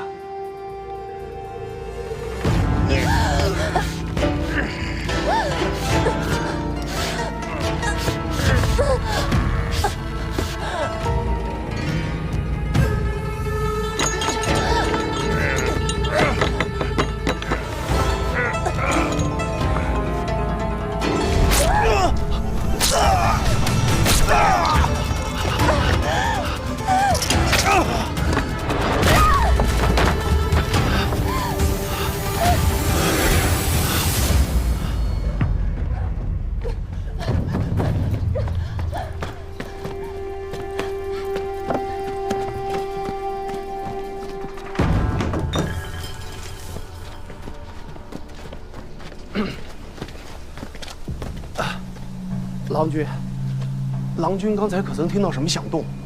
没有啊，怎么了？主家托我送些东西给少夫人，她似乎有些不高兴，高声与我分辨了几句，话没听我说完，她就跑了。郎君可曾看到她往哪儿去了？她慌慌张张往那边去了，应该是水玉亭的方向。多谢郎君。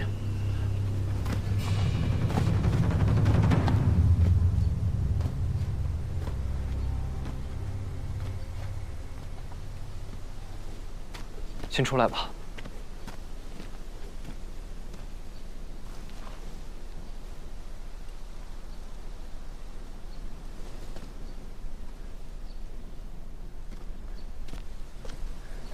小倩，你为什么要救我？你是我的发妻，我从未想过要害你。牡丹，只要你愿意在宅中留下，我定会护你周全。你是一个连娶妻生子都身不由己的人，你拿什么护我周全？刘畅，你我和离已成定局，如今差的只是一个孤门花押罢了。何为芳方才是我救了你，方才又是谁要我的命呢？你可想清楚了？一清二楚。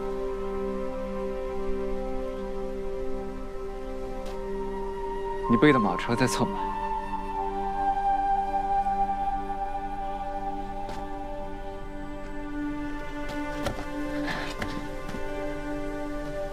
可我们的合约书还没有。都什么时候了？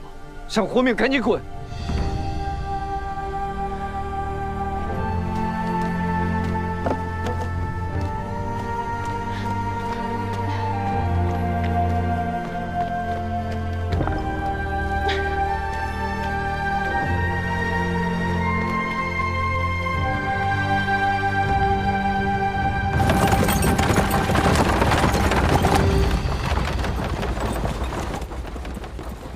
那何氏狡猾，跑了，全宅上下都没找到。无用，她一个手无缚鸡之力的女子，你能让她跑了？这一介商妇能跑去哪儿？定是寻她父亲去了。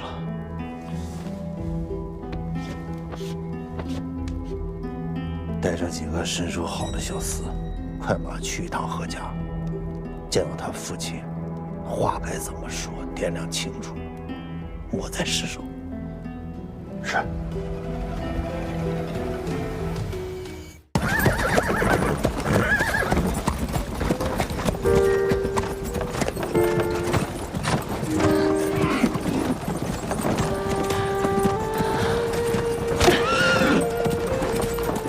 牡丹，委屈你了。若是不同意联姻，便得不到子喜丸。为父实在是走投无路了。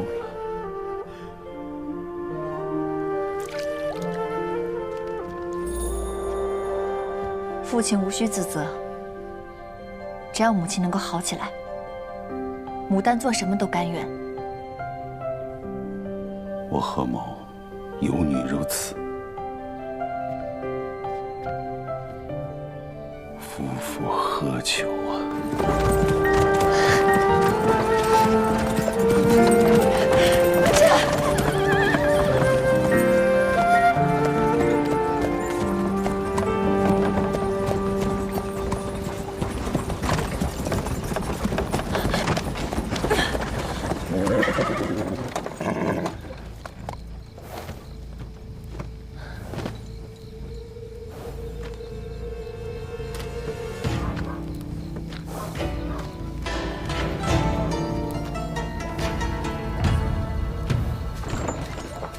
你说多好的夫家呀，这是读书做官的人家，牡丹怎么就如此任性呢？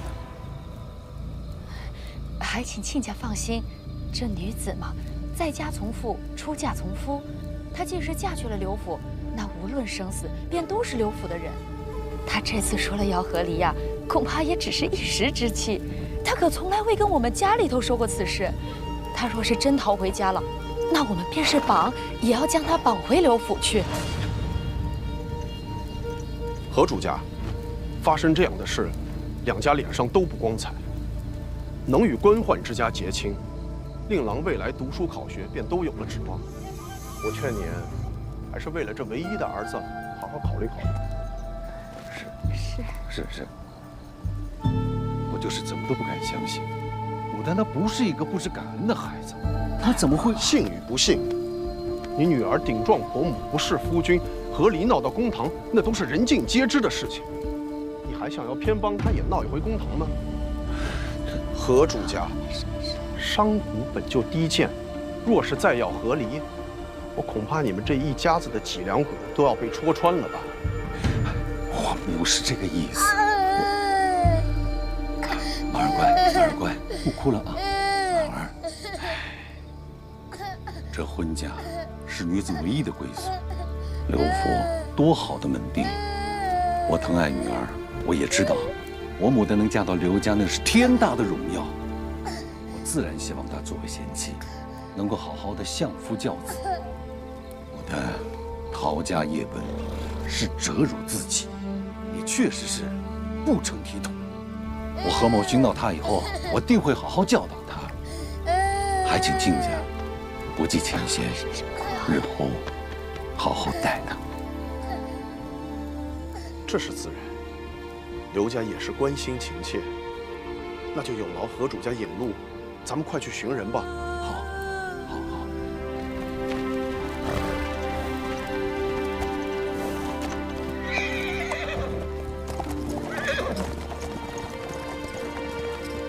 这个何为芳，可千万不要把祸事又惹回家里来才好。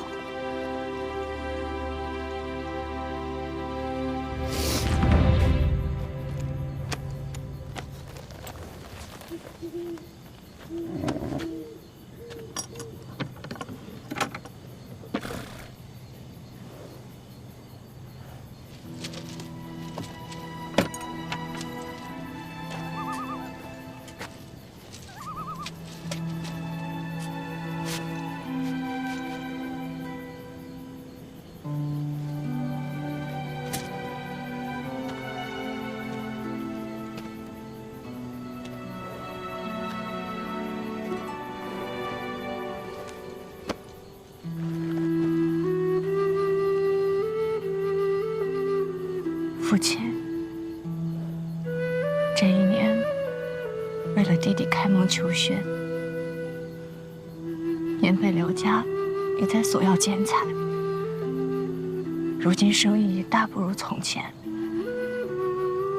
这些钱帛是女儿唯一能够留下来的了。从此以后，女儿便再不能承欢膝下。女儿不孝，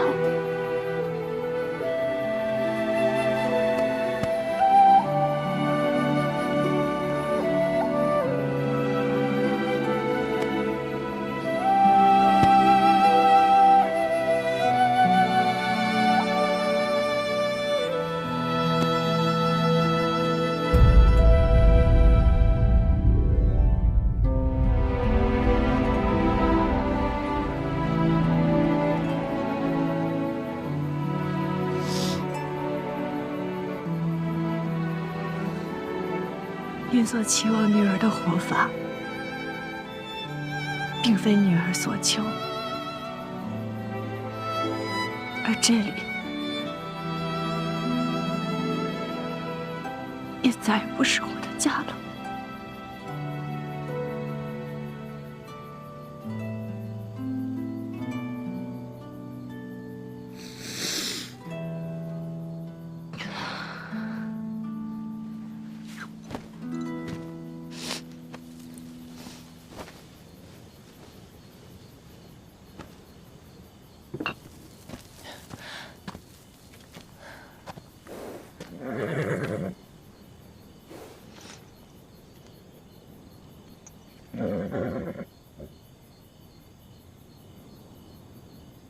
若水滴尽月色梦，流淌成枝啊长河。欲言未须红尘过，芳华自定路漂泊。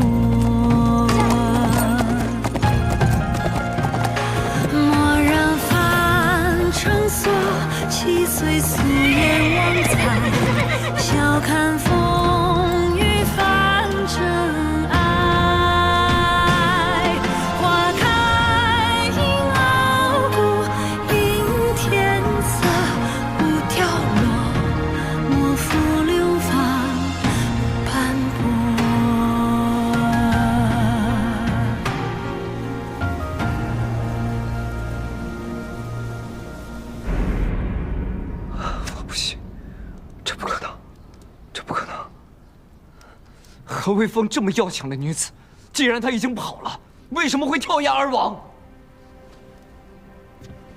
一定是你撒谎，对不对？你是不是撒谎了？是不是你杀了她？是不是你杀了她？说，是不是？千真万确，小的怎敢作伪？我们一路寻人，顺着马蹄印找到悬崖，崖边就剩下马匹和这只步摇了。郎君，他走的都是偏僻险路，林深雾重，有黑灯瞎火，失足坠崖也是可能的呀。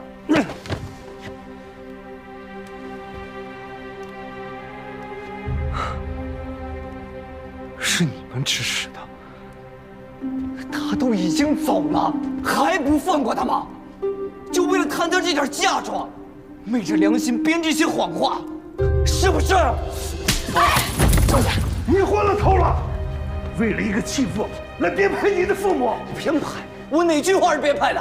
是你们指使人杀他，还是为谋财害命啊？主家，子叔，可是坠崖确实与我们无关呀。虽然之前派人下手，那也是为了你好，为了让你和县主的婚事没有后顾之忧啊。那我问你们，我与县主的婚事到底是为了我，还是为了你们贪慕的家族荣华？我告诉你们，这门亲事我不同意。你们若舍得下脸面，帮着我去吧。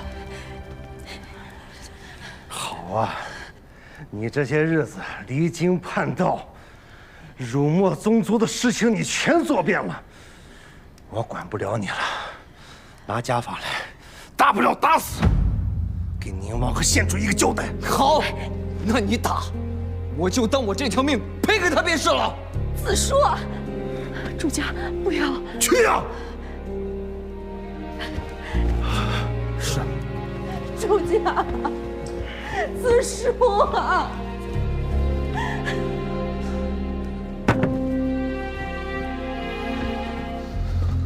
郎君，你就服个软吧，人死都死了，你又何苦遭这通罪呢？我说了，我不去。主家，拿过来！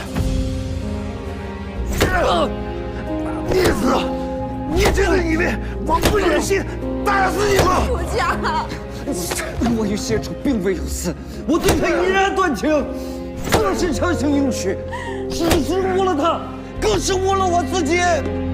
啊！不要我的儿啊！我的儿啊！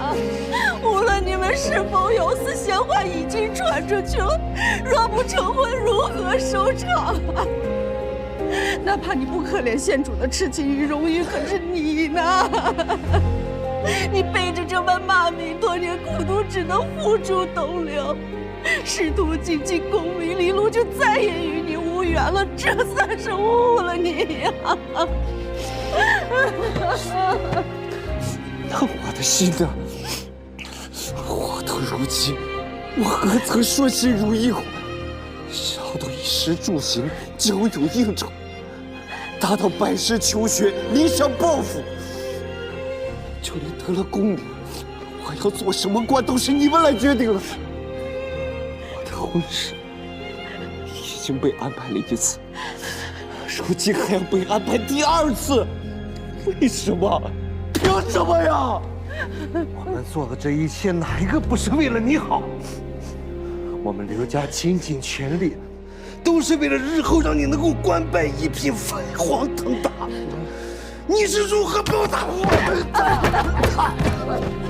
主家，主家，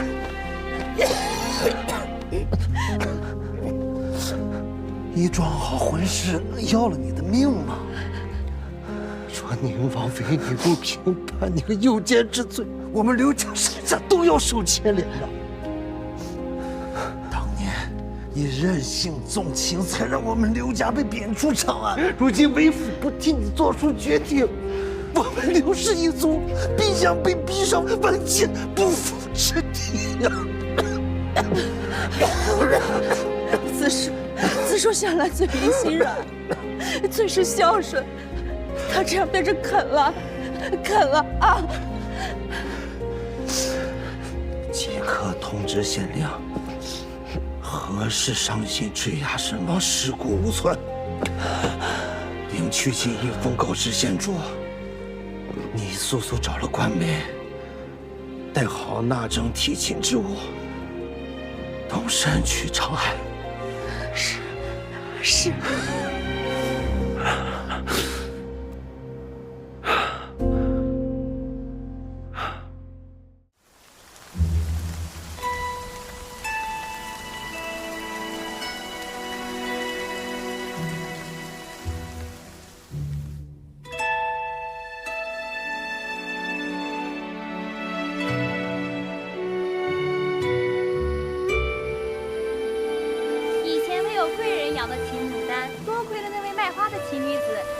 咱们也能买得起这花了。这环绣香虽比一般牡丹小些，但花朵个个饱满，装点屋子甚是喜气。是呀，听说那位奇女子是从清凉山。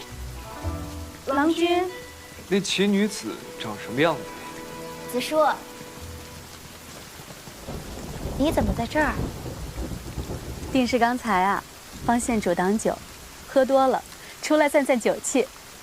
家府太大，一时迷了路。现在可有难受？刘郎君同县主成亲之后，那住的府邸不知比我这里大多少呢。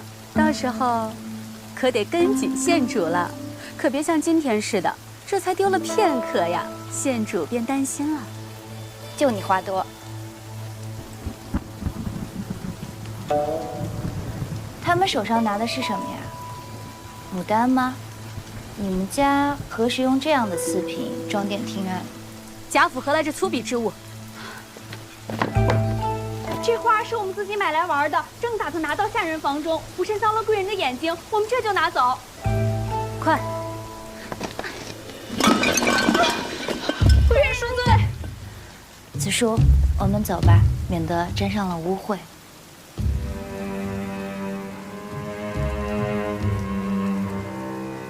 有些人就如同这花一样，与这华贵的府邸格格不入。先告辞。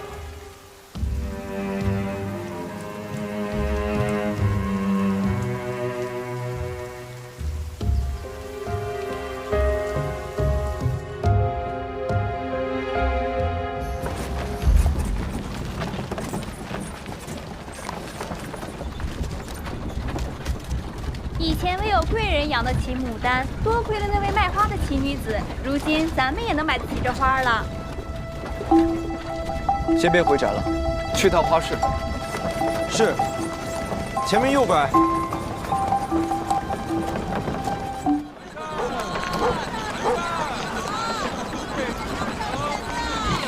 这难道是？哎呦！哎呦！哎，这可是我重金买的火药金丹呀！你赔我钱！这，哎呀！郎君没事吧？没事啊。这花花了多少钱啊？足20贯。20贯！哎呦，这不是要我的老命吗？这，你被人骗了，赶紧找那个骗子算账吧。哎，你别胡说啊！我这花啊，之前好好的，就值这个价。就怪这老鬼，这驴啊，把我这么好的花给毁了。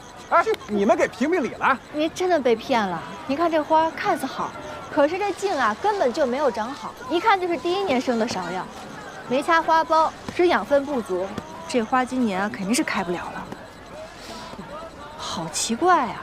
按理说，火药金丹这等名品应该是有花匠照料着。我知道了，估计是哪家贵人府中的小厮把这花偷出来了，不会养护，现在养不活了，找你当冤大头呢。这没你事儿啊，别在这儿妄言啊！好鬼，今天你要么赔钱，要么随我去官府。走，我实在拿不出来呀！郎君，你别这样，去报官是吧？我跟你们一起去，我当个证人。骗子太可恶了，又偷花又骗钱的，怎么也得赏那骗子50大板。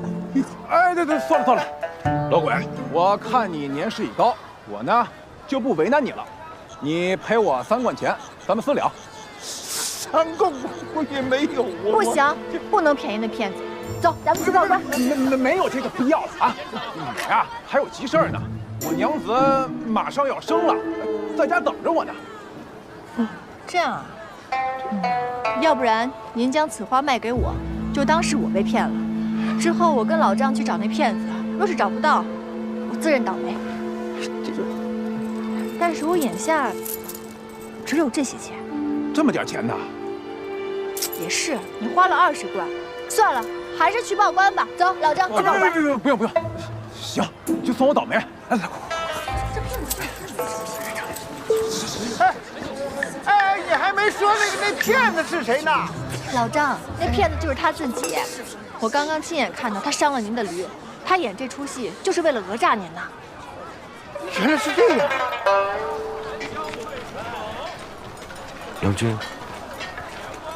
郎君不会以为那个卖花的奇女子会是少夫人吧？我始终都觉得，她不会那么轻易就消失在这个世上。可悬崖边的步摇，确实是少夫人的。我知道。郎君对少夫人和潍坊隐瞒了1年，直到最后几日，我才知道他究竟是个什么样的人，而刘家又是如何亏欠他的。过去我对他冷淡，我是有心想弥补他，可惜啊，再也没有这个机会了。没事儿，谢谢你让我出手相助啊。客气。慢走。慢点儿。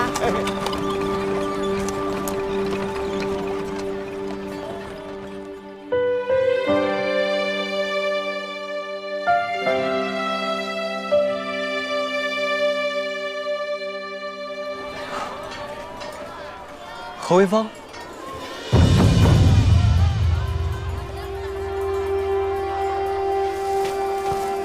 何潍坊，哎，等等，何潍坊，何潍坊，何潍坊，见我为何要跑？为何要诈死骗人啊？我死了，不整随了你们刘家的愿了吗？那是我父母所愿，并非是我所愿。你父母得以侵占我的嫁妆，你得以跟县主再续前缘，而我也可以改头换面，重新开始。刘畅，我求求你，高抬贵手，放我一马。改头换面，改头换面就是如今这副样子吗？蓬头垢面，狼狈不堪。这段时日你是怎么过的？难道是给人做仆役吗？我有自己的营生，不劳你费心。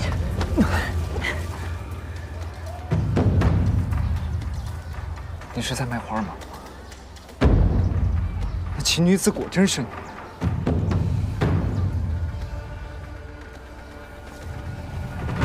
为了刘家，我不得不迎娶县主，但我并非是忘恩负义、抛弃发妻之人。刘畅，你我从头至尾都不曾是真正的夫妻，如今更是早已和离。你为何宁愿做一个低贱的花商，也不愿意回到我身边啊？若是没有商贾农户，你身上所穿、家中所用，从何处而来？我靠着自己双手赚钱，我从来都不觉得我低人一等。我不是那个意思。如今我已看清你，过往是我误会你了。何潍坊，你能否心平气和地与我重新相识一番？何梨树，当初我并没有画押，这门婚事只要你还愿意。刘畅。有些事情我本来想跟你留一点颜面，不想点破，可是你不依不饶，我实在是无法忍受。你父母贪图我的嫁妆，不惜派人杀我灭口，他们逼父亲舍了我这个女儿，让我有家不能回。当初你拿假药骗我进门，让我错失了救治母亲的良机，令她不治而亡。你我之间除了恨，再无其他可能。你母亲病逝，这份罪孽确实是我刘家造下的，无可辩驳。可当初我并不知情，而如今你愿意，这紫溪丸我可以为你偷出来，无论是你自己留着，还是拿回。我母亲已经不在了，我还要这紫溪丸有何用？刘畅，无论你从中做了什么，于我而言都是一样的。我的母亲再也回不来了。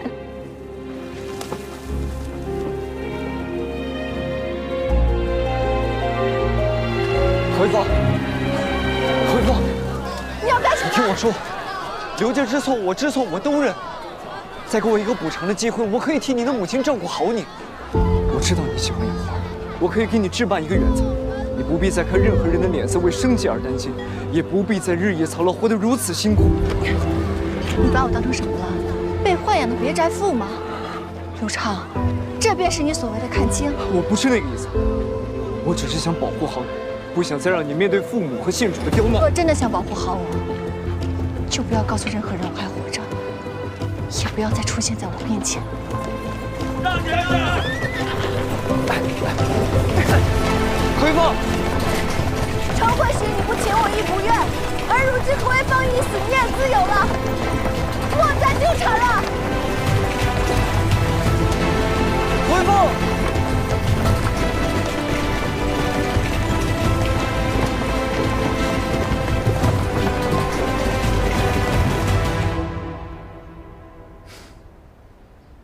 他没死，不用担心了啊，放心吧。讨厌刘畅，刘畅讨厌。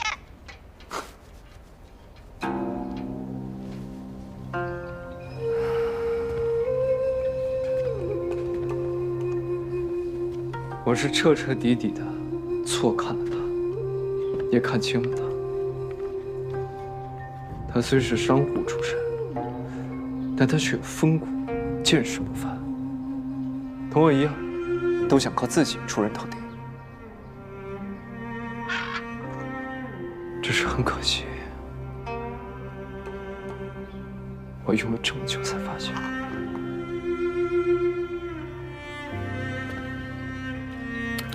珊珊，难道我真的没有机会弥补了吗？嗯？喜欢牡丹，喜欢牡丹。真是对牛弹琴。你喜欢的什么？喜欢他横眉冷对，恶言相向，